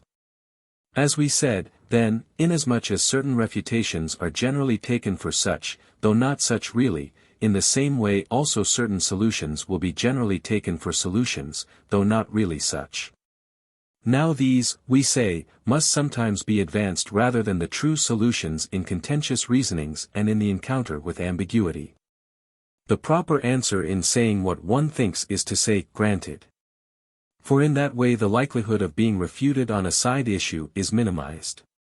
If, on the other hand, one is compelled to say something paradoxical, one should then be most careful to add that, it seems so, for in that way one avoids the impression of being either refuted or paradoxical. Since it is clear what is meant by begging the original question, and people think that they must at all costs overthrow the premises that lie near the conclusion, and plead an excuse for refusing to grant him some of them that he is begging the original question, so whenever any one claims from us a point such as is bound to follow as a consequence from our thesis, but is false or paradoxical, we must plead the same, for the necessary consequences are generally held to be a part of the thesis itself. Moreover, whenever the universal has been secured not under a definite name, but by a comparison of instances, one should say that the questioner assumes it not in the sense in which it was granted or in which he proposed it in the premise, for this too is a point upon which a refutation often depends. If one is debarred from these defenses one must pass to the argument that the conclusion has not been properly shown, approaching it in the light of the aforesaid distinction between the different kinds of fallacy. In the case, then, of names that are used literally one is bound to answer either simply or by drawing a distinction, the tacit understandings implied in our statements, e.g. in answer to questions that are not put clearly but elliptically, it is upon this that the consequent refutation depends. For example, is what belongs to Athenians the property of Athenians? Yes. And so it is likewise in other cases. But observe. Man belongs to the animal kingdom, doesn't he? Yes. Then man is the property of the animal kingdom. But this is a fallacy, for we say that man belongs to the animal kingdom because he is an animal, just as we say that Lysander belongs to the Spartans, because he is a Spartan. It is evident, then, that where the premise put forward is not clear, one must not grant it simply. Whenever of two things it is generally thought that if the one is true the other is true of necessity, whereas, if the other is true, the first is not true of necessity, one should, if asked which of them is true, grant the smaller one, for the larger the number of premises, the harder it is to draw a conclusion from them. If, again, the sophist tries to secure that has a contrary while B has not, suppose what he says is true, you should say that each has a contrary, only for the one there is no established name. Since, again, in regard to some of the views they express, most people would say that anyone who did not admit them was telling a falsehood, while they would not say this in regard to some, e.g. to any matters whereon opinion is divided, for most people have no distinct view whether the soul of animals is destructible or immortal. Accordingly, 1. It is uncertain in which of two senses the premise proposed is usually meant, whether as maxims are, for people call by the name of maxims, both true opinions and general assertions, or like the doctrine, the diagonal of a square is incommensurate with its side, and moreover, 2. Whenever opinions are divided as to the truth. We then have subjects of which it is very easy to change the terminology undetected. For because of the uncertainty in which of the two senses the premise contains the truth, one will not be thought to be playing any trick, while because of the division of opinion, one will not be thought to be telling a falsehood. Change the terminology therefore, for the change will make the position irrefutable. Moreover, whenever one foresees any question coming, one should put in one's objection and have one say beforehand, for by doing so one is likely to embarrass the questioner most effectually. 18. Inasmuch as a proper solution is an exposure of false reasoning, showing on what kind of question the falsity depends, and whereas false reasoning has a double meaning, for it is used either if a false conclusion has been proved, or if there is only an apparent proof and no real one, there must be both the kind of solution just described, and also the correction of a merely apparent proof, so as to show upon which of the questions the appearance depends. Thus it comes about that one solves arguments that are properly reasoned by demolishing them, whereas one solves merely apparent arguments by drawing distinctions. Again, inasmuch as of arguments that are properly reasoned some have a true and others a false conclusion, those that are false in respect of their conclusion it is possible to solve in two ways. For it is possible both by demolishing one of the premises asked, and by showing that the conclusion is not the real state of the case. Those, on the other hand, that are false in respect of the premises can be solved only by a demolition of one of them. For the conclusion is true. So that those who wish to solve an argument should in the first place look and see if it is properly reasoned, or is unreasoned. And next, whether the conclusion be true or false, in order that we may effect the solution either by drawing some distinction or by demolishing something, and demolishing it either in this way or in that, as was laid down before. There is a very great deal of difference between solving an argument when being subjected to questions and when not, for to foresee traps is difficult, whereas to see them at one's leisure is easier. 19. Of the refutations, then, that depend upon ambiguity and amphiboly, some contain some question with more than one meaning, while others contain a conclusion bearing a number of senses, e.g. in the proof that speaking of the silent is possible, the conclusion has a double meaning, while in the proof that he who knows does not understand what he knows one of the questions contains an amphiboly. Also the double-edged saying is true in one context but not in another, it means something that is and something that is not. Whenever, then, the many senses lie in the conclusion, no refutation takes place unless the sophist secures as well the contradiction of the conclusion he means to prove, e.g. in the proof that seeing of the blind is possible, for without the contradiction there was no refutation. Whenever, on the other hand, the many senses lie in the questions, there is no necessity to begin by denying the double-edged premise, for this was not the goal of the argument but only its support. At the start, then, one should reply with regard to an ambiguity, whether of a term or of a phrase, in this manner, that, in one sense it is so, and in another not so, as e.g. that speaking of the silent is in one sense possible but in another not possible, also that in one sense one should do what must needs be done, but not in another, for what must needs be bears a number of senses. If, however, the ambiguity escapes one should correct it at the end by making an addition to the question: is speaking of the silent possible? No, but to speak of while he is silent is possible. Also, in cases which contain the ambiguity in their premises, one should reply in like manner: do people then not understand what they know? Yes, but not those who know it in the manner described, for it is not the same thing to say that those who know cannot understand what they know, and to say that those who know something in this particular manner cannot do so. In general, too, even though he draws his conclusion in a quite unambiguous manner, one should contend that what he has negated is not the fact which one has asserted but only its name, and that therefore there is no refutation. 20. It is evident also how one should solve those refutations that depend upon the division and combination of words, for if the expression means something different when divided and when combined. As soon as one's opponent draws his conclusion one should take the expression in the contrary way. All such expressions as the following depend upon the combination or division of the words: was X being beaten with that with which you saw him being beaten, and did you see him being beaten with that with which he was being beaten? This fallacy has also in it an element of amphiboly in the questions, but it really depends upon combination. For the meaning that depends upon the division of the words is not really a double meaning, for the expression when divided is not the same, unless also the word that is pronounced, according to its breathing. As eros and eros is a case of double meaning. In writing, indeed, a word is the same whenever it is written of the same letters and in the same manner, and even their people nowadays put marks at the side to show the pronunciation, but the spoken words are not the same. Accordingly an expression that depends upon division is not an ambiguous one. It is evident also that not all refutations depend upon ambiguity as some people say they do. The answerer, then, must divide the expression, for I saw a man being beaten with my eyes is not the same as to say, I saw a man being beaten with my eyes. Also there is the argument of Euthydemus proving, then you know now in Sicily that there are triremes in Piraeus, and again, can a good man who is a cobbler be bad? No. But a good man may be a bad cobbler, therefore a good cobbler will be bad. Again, things the knowledge of which is good, are good things to learn, aren't they? Yes. The knowledge, however, of evil is good, therefore evil is a good thing to know. Yes.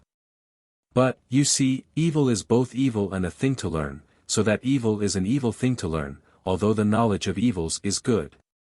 Again, is it true to say in the present moment that you are born? Yes. Then you are born in the present moment. No. The expression as divided has a different meaning, for it is true to say in the present moment that you are born, but not, you are born in the present moment. Again, could you do what you can, and as you can? Yes. But when not harping, you have the power to harp, and therefore you could harp when not harping. No, he has not the power to harp while not harping, merely, when he is not doing it, he has the power to do it. Some people solve this last refutation in another way as well. For, they say, if he has granted that he can do anything in the way he can, still it does not follow that he can harp when not harping, for it has not been granted that he will do anything in every way in which he can. And it is not the same thing to do a thing in the way he can and to do it in every way in which he can. But evidently they do not solve it properly, for of arguments that depend upon the same point the solution is the same, whereas this will not fit all cases of the kind nor yet all ways of putting the questions, it is valid against the questioner. But not against his argument. 21. Accentuation gives rise to no fallacious arguments, either as written or as spoken, except perhaps some few that might be made up, e.g. the following argument. Is ou Cataluize the house? Yes. Is then ou catalyze the negation of catalyze? Yes. But you said that ou catalyze is a house, therefore the house is a negation. How one should solve this, is clear, for the word does not mean the same when spoken with an acuter and when spoken with a graver accent. 22.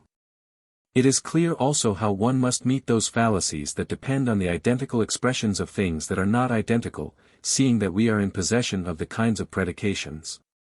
For the one man, say, has granted, when asked, that a term denoting a substance does not belong as an attribute, while the other has shown that some attribute belongs which is in the category of relation or of quantity, but is usually thought to denote a substance because of its expression.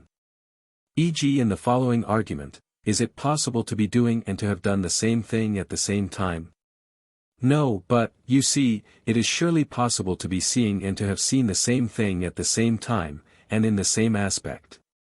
Again, is any mode of passivity a mode of activity? No. Then, he is cut, he is burnt, he is struck by some sensible object, are alike in expression and all denote some form of passivity, while again, to say, to run, to see, are like one another in expression, but, you see. To see, is surely a form of being struck by a sensible object. Therefore it is at the same time a form of passivity and of activity. Suppose, however, that in that case any one, after granting that it is not possible to do and to have done the same thing in the same time, were to say that it is possible to see and to have seen it, still he has not yet been refuted.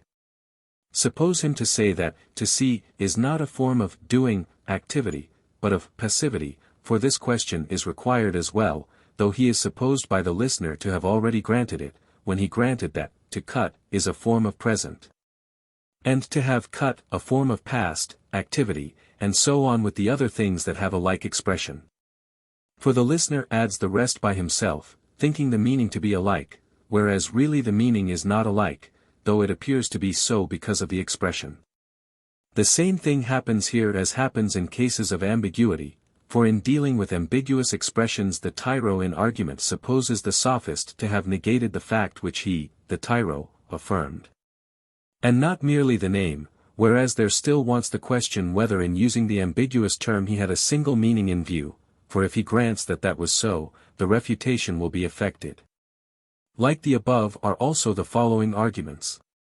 It is asked if a man has lost what he once had and afterwards has not, for a man will no longer have 10 dice even though he has only lost 1 die. No, rather it is that he has lost what he had before and has not now, but there is no necessity for him to have lost as much or as many things as he has not now. So then, he asks the questions as to what he has, and draws the conclusion as to the whole number that he has, for 10 is a number. If then he had asked to begin with, whether a man no longer having the number of things he once had has lost the whole number, no one would have granted it, but would have said either the whole number or one of them. Also there is the argument that, a man may give what he has not got, for he has not got only 1 die. No, rather it is that he has given not what he had not got, but in a manner in which he had not got it, viz. just the one. For the word only does not signify a particular substance or quality or number, but a manner relation, e.g. that it is not coupled with any other. It is therefore just as if he had asked, could a man give what he has not got? And, on being given the answer, no, were to ask if a man could give a thing quickly when he had not got it quickly, and, on this being granted, were to conclude that, a man could give what he had not got. It is quite evident that he has not proved his point, for to give quickly is not to give a thing, but to give in a certain manner, and a man could certainly give a thing in a manner in which he has not got it, e.g. he might have got it with pleasure and give it with pain. Like these are also all arguments of the following kind: could a man strike a blow with a hand which he has not got, or see with an eye which he has not got? For he has not got only 1 eye. Some people solve this case, where a man has more than 1 eye, or more than one of anything else, by saying also that he has only 1. Others also solve it as they solve the refutation of the view that what a man has, he has received, for A gave only 1 vote, and certainly B, they say, has only 1 vote from A. Others, again, proceed by demolishing straightaway the proposition asked, and admitting that it is quite possible to have what one has not received, e.g. to have received sweet wine, but then, owing to its going bad in the course of receipt, to have it sour. But, as was said also above, all these persons direct their solutions against the man, not against his argument. For if this were a genuine solution, then, suppose anyone to grant the opposite, he could find no solution, just as happens in other cases, e.g. suppose the true solution to be so and so is partly true and partly not, then, if the answerer grants the expression without any qualification, the sophist's conclusion follows. If, on the other hand, the conclusion does not follow, then that could not be the true solution, and what we say in regard to the foregoing examples is that, even if all the sophist's premises be granted, still no proof is effected. Moreover, the following two belong to this group of arguments. If something be in writing, did someone write it? Yes. But it is now in writing that you are seated a false statement, though it was true at the time when it was written, therefore the statement that was written is at the same time false and true. But this is fallacious, for the falsity or truth of a statement or opinion indicates not a substance but a quality, for the same account applies to the case of an opinion as well. Again, is what a learner learns what he learns? Yes. But suppose someone learns, slow, quick. Then the sophist's, words denote not what the learner learns but how he learns it. Also, does a man tread upon what he walks through? Yes. But X walks through a whole day.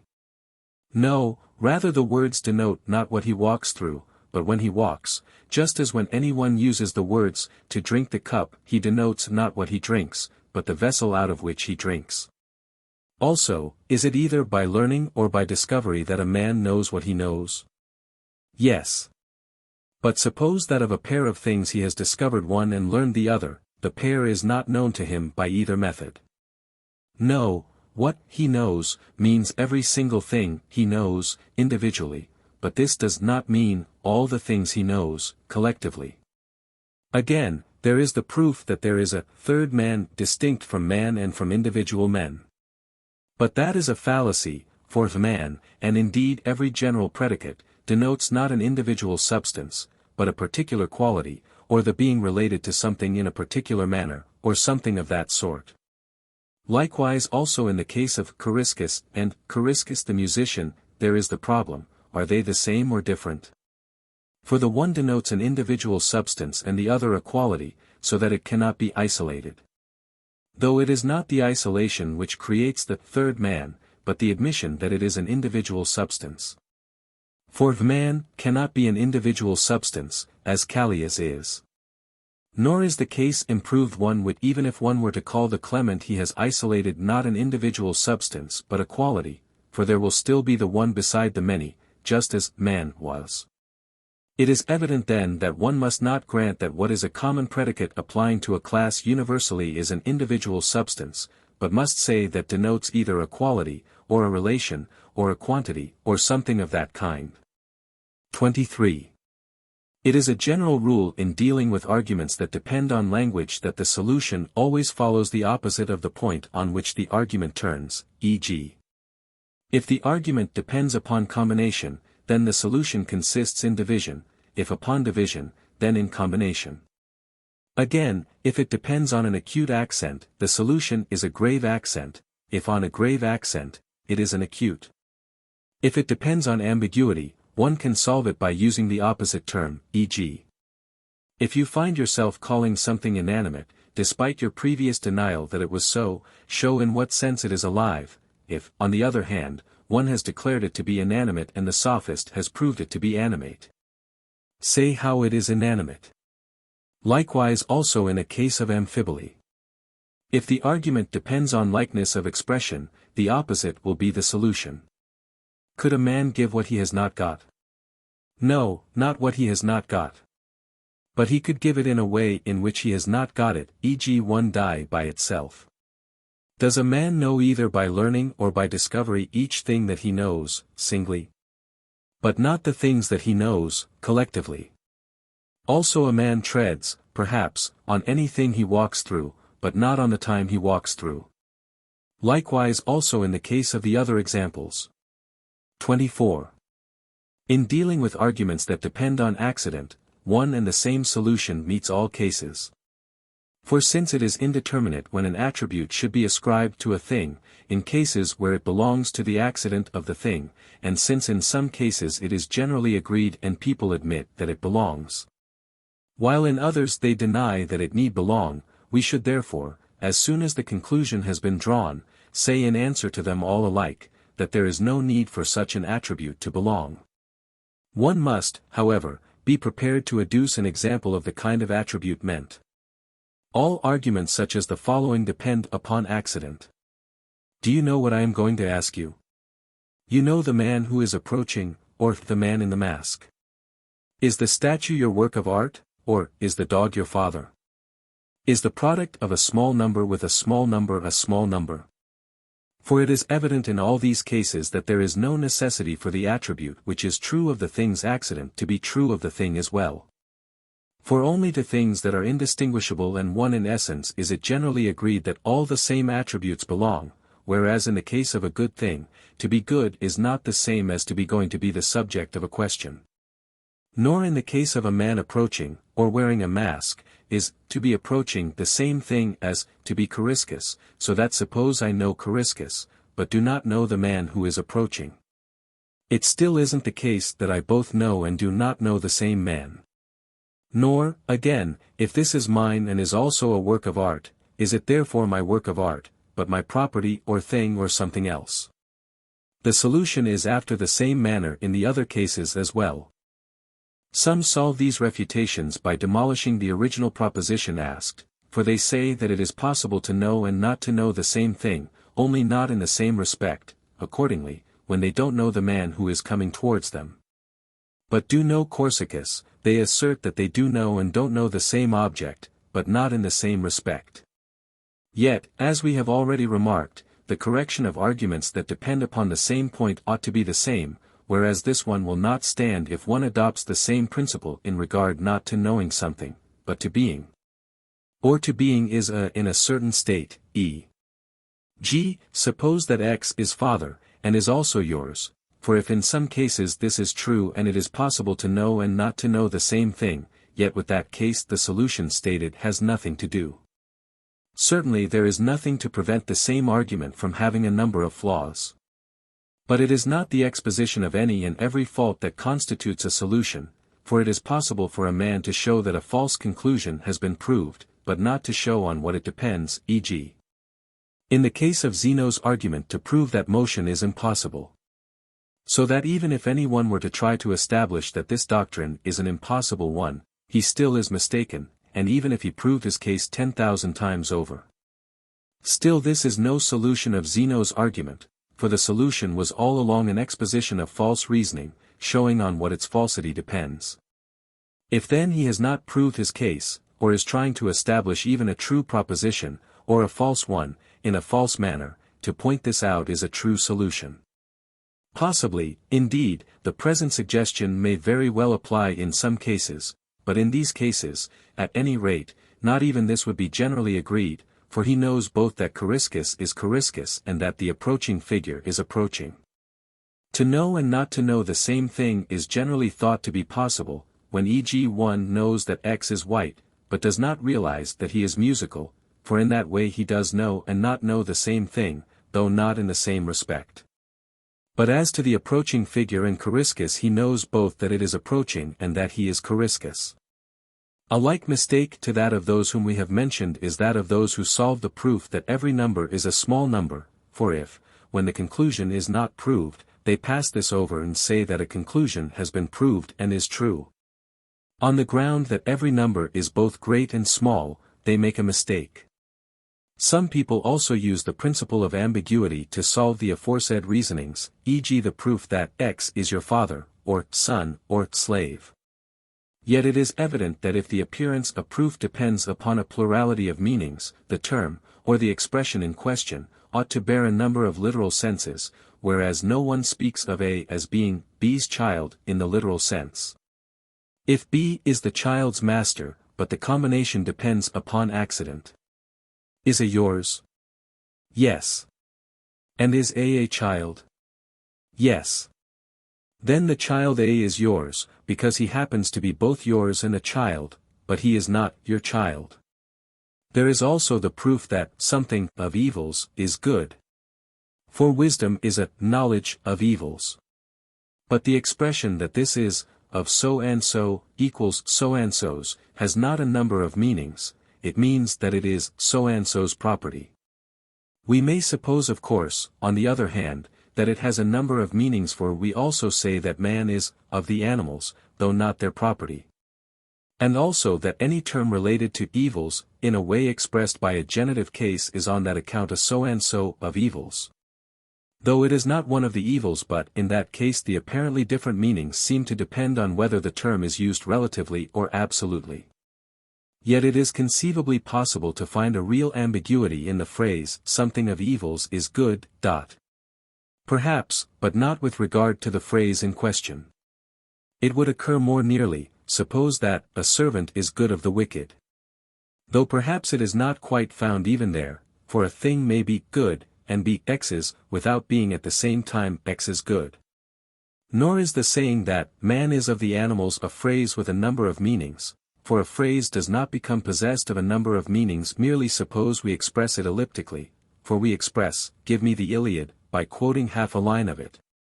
E.g., give me, sing, goddess, of the wrath. 25.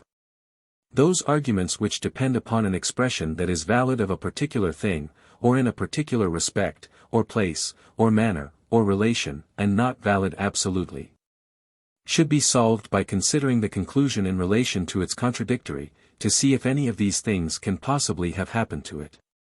For it is impossible for contraries and opposites and an affirmative and a negative to belong to the same thing absolutely. There is, however, nothing to prevent each from belonging in a particular respect or relation or manner, or to prevent one of them from belonging in a particular respect and the other absolutely.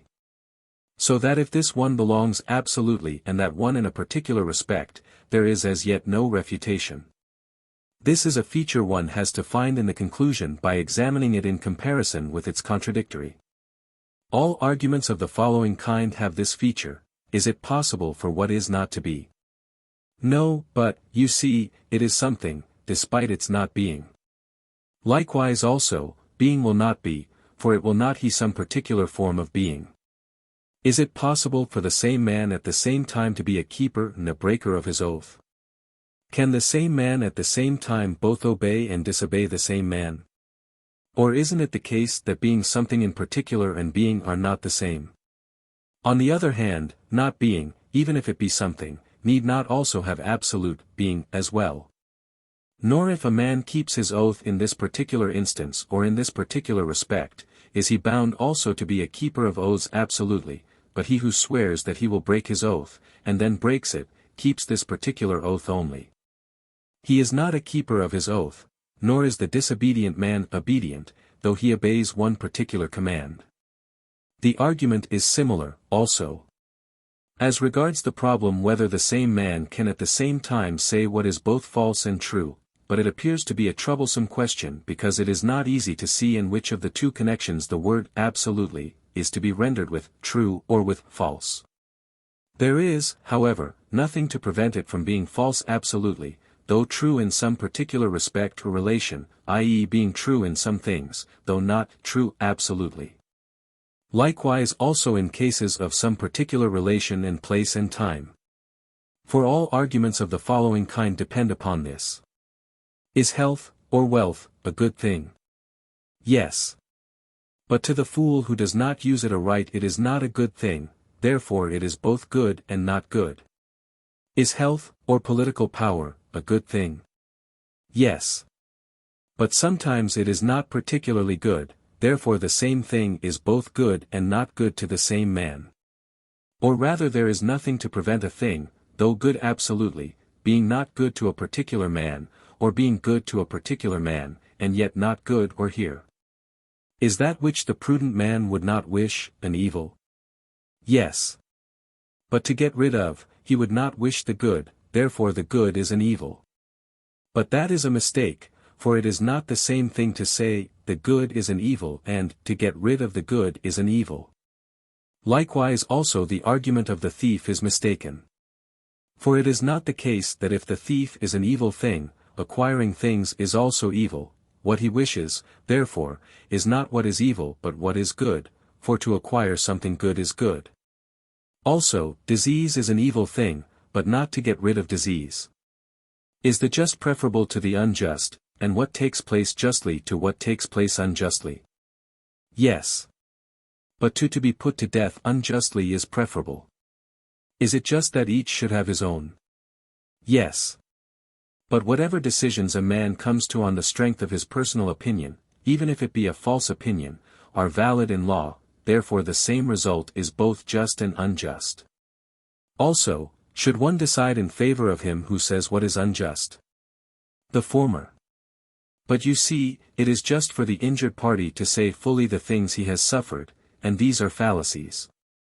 For because to suffer a thing unjustly is preferable, unjust ways are not therefore preferable, though in this particular case the unjust may very well be better than the just. Also, to have one's own is just, while to have what is another's is not just, all the same, the decision in question may very well be a just decision. Whatever it be that the opinion of the man who gave the decision supports, for because it is just in this particular case or in this particular manner, it is not also just absolutely. Likewise also, though things are unjust, there is nothing to prevent the speaking of them being just, for because to speak of things is just, there is no necessity that the things should be just any more than because to speak of things be of use. The things need be of use. Likewise also in the case of what is just. So that it is not the case that because the things spoken of are unjust, the victory goes to him who speaks unjust things, for he speaks of things that are just to speak of, though absolutely, i.e. to suffer, they are unjust. 26. Refutations that depend on the definition of a refutation must, according to the plan sketched above, be met by comparing together the conclusion with its contradictory. And seeing that it shall involve the same attribute in the same respect and relation and manner and time. If this additional question be put at the start, you should not admit that it is impossible for the same thing to be both double and not double, but grant that it is possible. Only not in such a way as was agreed to constitute a refutation of your case. All the following arguments depend upon a point of that kind. Does a man who knows A to be A, know the thing called A, and in the same way, is one who is ignorant that A is A ignorant of the thing called A? Yes. But one who knows that Coriscus is Coriscus might be ignorant of the fact that he is musical, so that he both knows and is ignorant of the same thing. Is a thing 4 cubits long greater than a thing 3 cubits long? Yes. But a thing might grow from 3 to 4 cubits in length. Now what is greater than a less, accordingly the thing in question will be both greater and less than itself in the same respect. 27. As to refutations that depend on begging and assuming the original point to be proved, suppose the nature of the question to be obvious, one should not grant it, even though it be a view generally held, but should tell him the truth. Suppose, however, that it escapes one, then, thanks to the badness of arguments of that kind, one should make one's error recoil upon the questioner. And say that he has brought no argument, for a refutation must be proved independently of the original point. Secondly, one should say that the point was granted under the impression that he intended not to use it as a premise, but to reason against it, in the opposite way from that adopted in refutations on side issues. 28. Also, those refutations that bring one to their conclusion through the consequent you should show up in the course of the argument itself. The mode in which consequences follow is twofold. For the argument either is that as the universal follows on its particular as, e.g., animal follows from man so does the particular on its universal, for the claim is made that if A is always found with B, then B also is always found with A. Or else it proceeds by way of the opposites of the terms involved. For if A follows B, it is claimed that A's opposite will follow B's opposite. On this latter claim the argument of Melissus also depends, for he claims that because that which has come to be has a beginning, that which has not come to be has none, so that if the heaven has not come to be, it is also eternal. But that is not so, for the sequence is vice versa. 29. In the case of any refutations whose reasoning depends on some addition, look and see if upon its subtraction the absurdity follows none the less, and then if so, the answerer should point this out. And say that he granted the addition not because he really thought it, but for the sake of the argument, whereas the questioner has not used it for the purpose of his argument at all. 30. To meet those refutations which make several questions into one should draw a distinction between them straight away at the start. For a question must be single to which there is a single answer, so that one must not affirm or deny several things of one thing, nor one thing of many, but one of one. But just as in the case of ambiguous terms, an attribute belongs to a term sometimes in both its senses, and sometimes in neither, so that a simple answer does one, as it happens, no harm despite the fact that the question is not simple. So it is in these cases of double questions too. Whenever, then, the several attributes belong to the one subject, or the one to the many. The man who gives a simple answer encounters no obstacle even though he has committed this mistake, but whenever an attribute belongs to one subject but not to the other. Or there is a question of a number of attributes belonging to a number of subjects and in one sense both belong to both, while in another sense, again, they do not, then there is trouble, so that one must beware of this. Thus, e.g. in the following arguments, supposing to be good and be evil, you will, if you give a single answer about both, be compelled to say that it is true to call these good, and that it is true to call them evil and likewise to call them neither good nor evil, for each of them has not each character, so that the same thing will be both good and evil and neither good nor evil. Also, since everything is the same as itself and different from anything else, inasmuch as the man who answers double questions simply can be made to say that several things are the same not as other things but as themselves, and also that they are different from themselves, it follows that the same things must be both the same as and different from themselves. Moreover, if what is good becomes evil while what is evil is good, then they must both become two. So of two unequal things each being equal to itself, it will follow that they are both equal and unequal to themselves. Now these refutations fall into the province of other solutions as well, for both, and all, have more than one meaning, so that the resulting affirmation and denial of the same thing does not occur. Except verbally, and this is not what we meant by a refutation. But it is clear that if there be not put a single question on a number of points, but the answerer has affirmed or denied one attribute only of one subject only, the absurdity will not come to pass. 31. With regard to those who draw one into repeating the same thing a number of times, it is clear that one must not grant that predications of relative terms have any meaning in abstraction by themselves, e.g. that double is a significant term apart from the whole phrase double of half merely on the ground that it figures in it. For 10 figures in 10-1 and in not do, and generally the affirmation in the negation. But for all that, suppose anyone were to say, this is not white, he does not say that it is white. The bare word double, one may perhaps say, has not even any meaning at all, any more than has the in the half, and even if it has a meaning, yet it has not the same meaning as in the combination.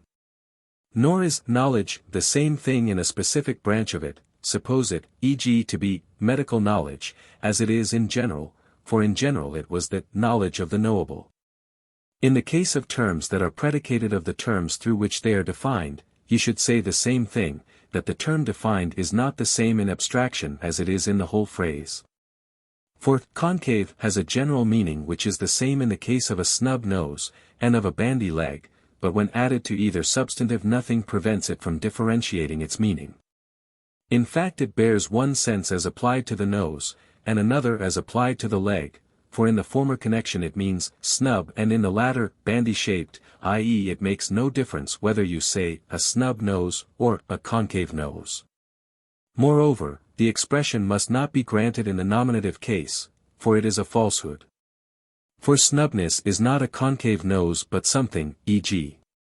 an affection, belonging to a nose, hence, there is no absurdity in supposing that the snub nose is a nose possessing the concavity that belongs to a nose.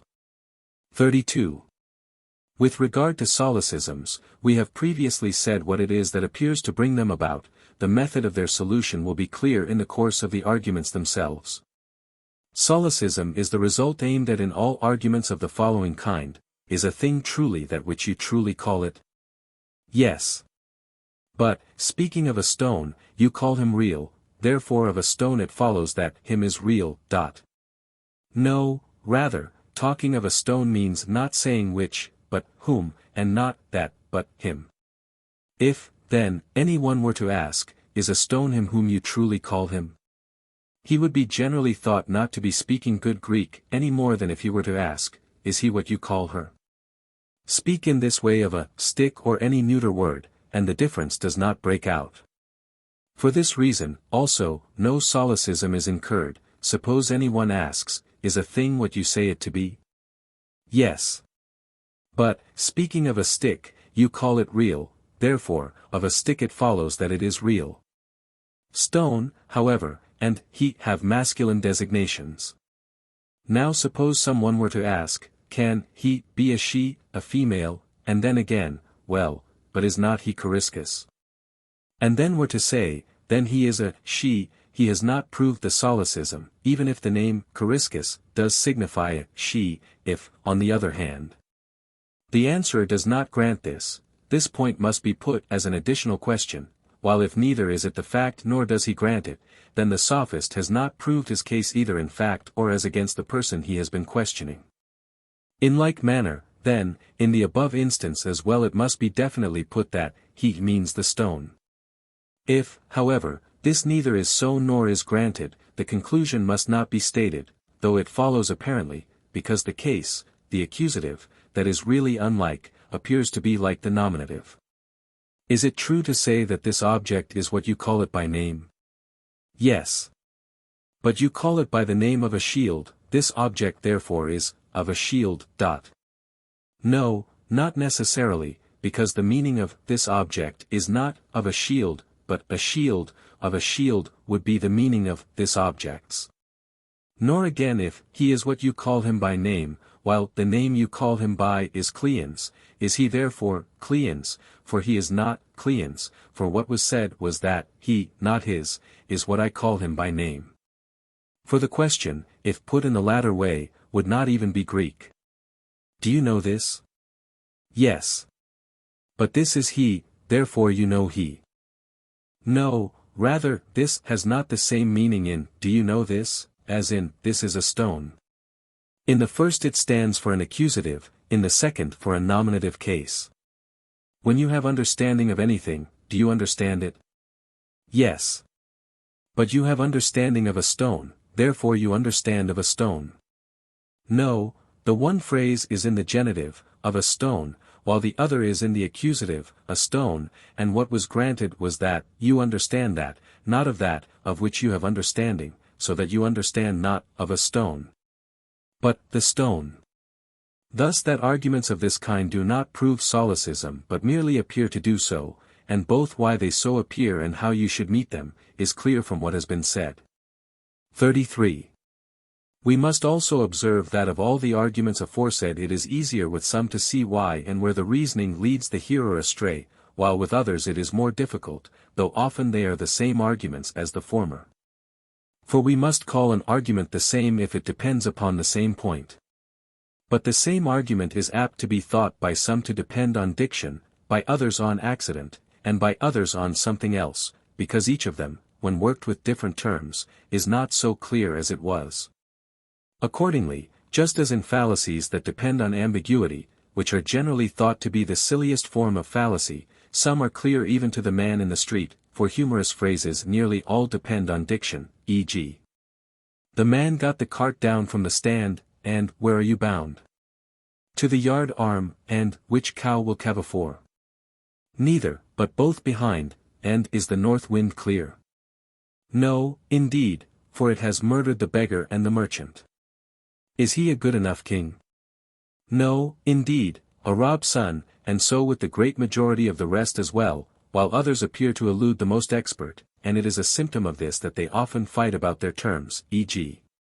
whether the meaning of being and one is the same in all their applications or different, for some think that being and one mean the same. While others solve the argument of Zeno and Parmenides by asserting that one and being are used in a number of senses, likewise also as regards fallacies of accident and each of the other types.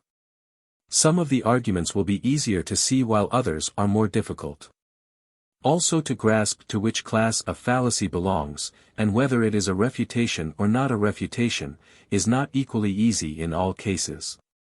An incisive argument is one which produces the greatest perplexity, for this is the one with the sharpest fang.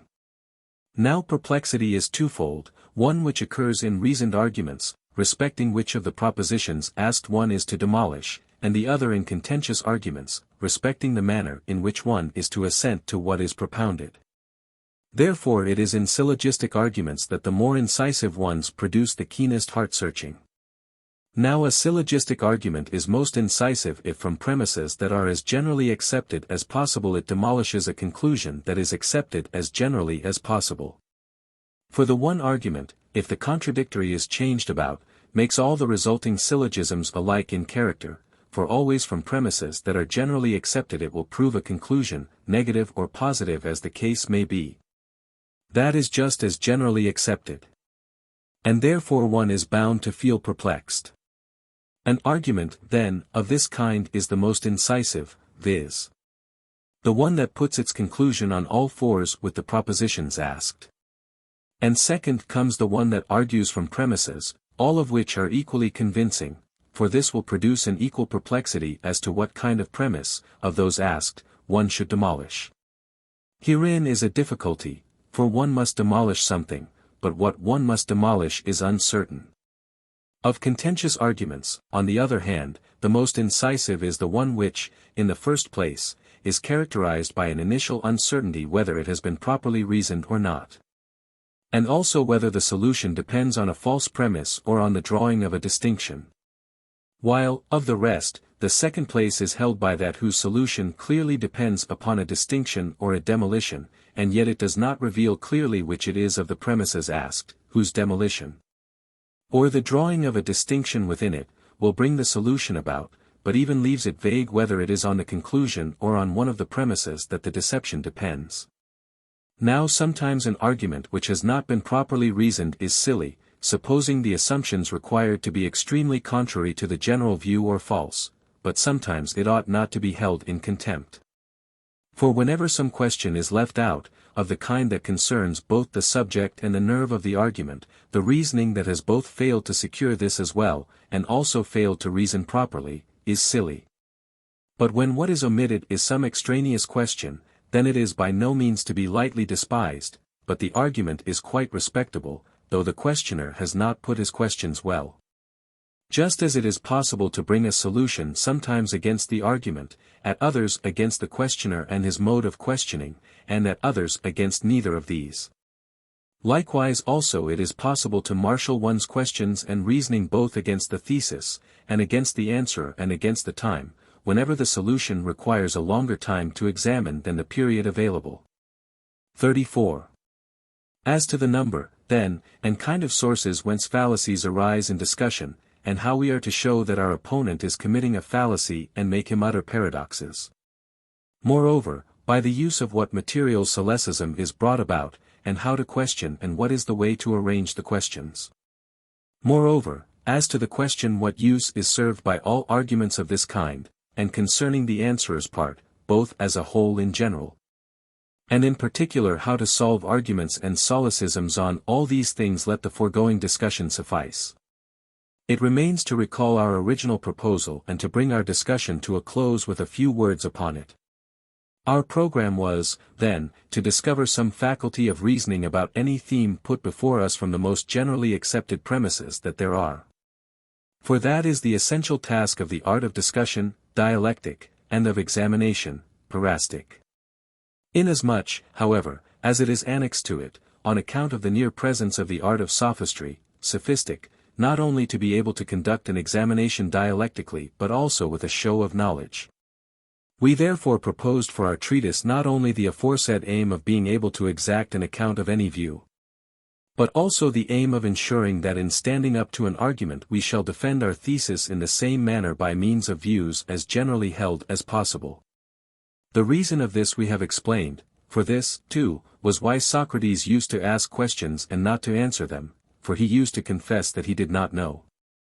We have made clear, in the course of what precedes, the number both of the points with reference to which, and of the materials from which, this will be accomplished, and also from what sources we can become well supplied with these, we have shown. Moreover, how to question or arrange the questioning as a whole, and the problems concerning the answers and solutions to be used against the reasonings of the questioner. We have also cleared up the problems concerning all other matters that belong to the same inquiry into arguments. In addition to this we have been through the subject of fallacies, as we have already stated above. That our program, then, has been adequately completed is clear. But we must not omit to notice what has happened in regard to this inquiry. For in the case of all discoveries the results of previous labors that have been handed down from others have been advanced bit by those who have taken them on. Whereas the original discoveries generally make advance that is small at first though much more useful than the development which later springs out of them. For it may be that in everything, as the saying is, the first start is the main part, and for this reason also it is the most difficult. For in proportion as it is most potent in its influence, so it is smallest in its compass and therefore most difficult to see, whereas when this is once discovered, it is easier to add and develop the remainder in connection with it. This is in fact what has happened in regard to rhetorical speeches and to practically all the other arts, for those who discovered the beginnings of them advanced them in all only a little way. Whereas the celebrities of today are the heirs, so to speak, of a long succession of men who have advanced them bit by bit, and so have developed them to their present form, Tisias coming next after the first founders. Then Thrasymachus after Tisias, and Theodorus next to him, while several people have made their several contributions to it, and therefore it is not to be wondered at that the art has attained considerable dimensions. Of this inquiry, on the other hand, it was not the case that part of the work had been thoroughly done before, while part had not. Nothing existed at all. For the training given by the paid professors of contentious arguments was like the treatment of the matter by Gorgias. For they used to hand out speeches to be learned by heart, some rhetorical, others in the form of question and answer, each side supposing that their arguments on either side generally fall among them. And therefore the teaching they gave their pupils was ready but rough. For they used to suppose that they trained people by imparting to them not the art but its products, as though any one professing that he would impart a form of knowledge to obviate any pain in the feet were then not to teach a man the art of shoemaking or the sources whence he can acquire anything of the kind, but were to present him with several kinds of shoes of all sorts, for he has helped him to meet his need, but has not imparted an art to him. Moreover, on the subject of rhetoric there exists much that has been said long ago, whereas on the subject of reasoning we had nothing else of an earlier date to speak of at all, but were kept at work for a long time in experimental researches. If, then, it seems to you after inspection that, such being the situation as it existed at the start, our investigation is in a satisfactory condition compared with the other inquiries that have been developed by tradition, there must remain for all of you, or for our students, the task of extending us your pardon for the shortcomings of the inquiry, and for the discoveries thereof your warm thanks. How do you find this book? Any thoughts about the book or the author? Any suggestion for improvement? Please take a moment to share your thoughts in a comment. If you like it, share it with your friends who might enjoy it as well. Subscribe to keep in touch. Visit CompleteAudiobooks.com for more quality content.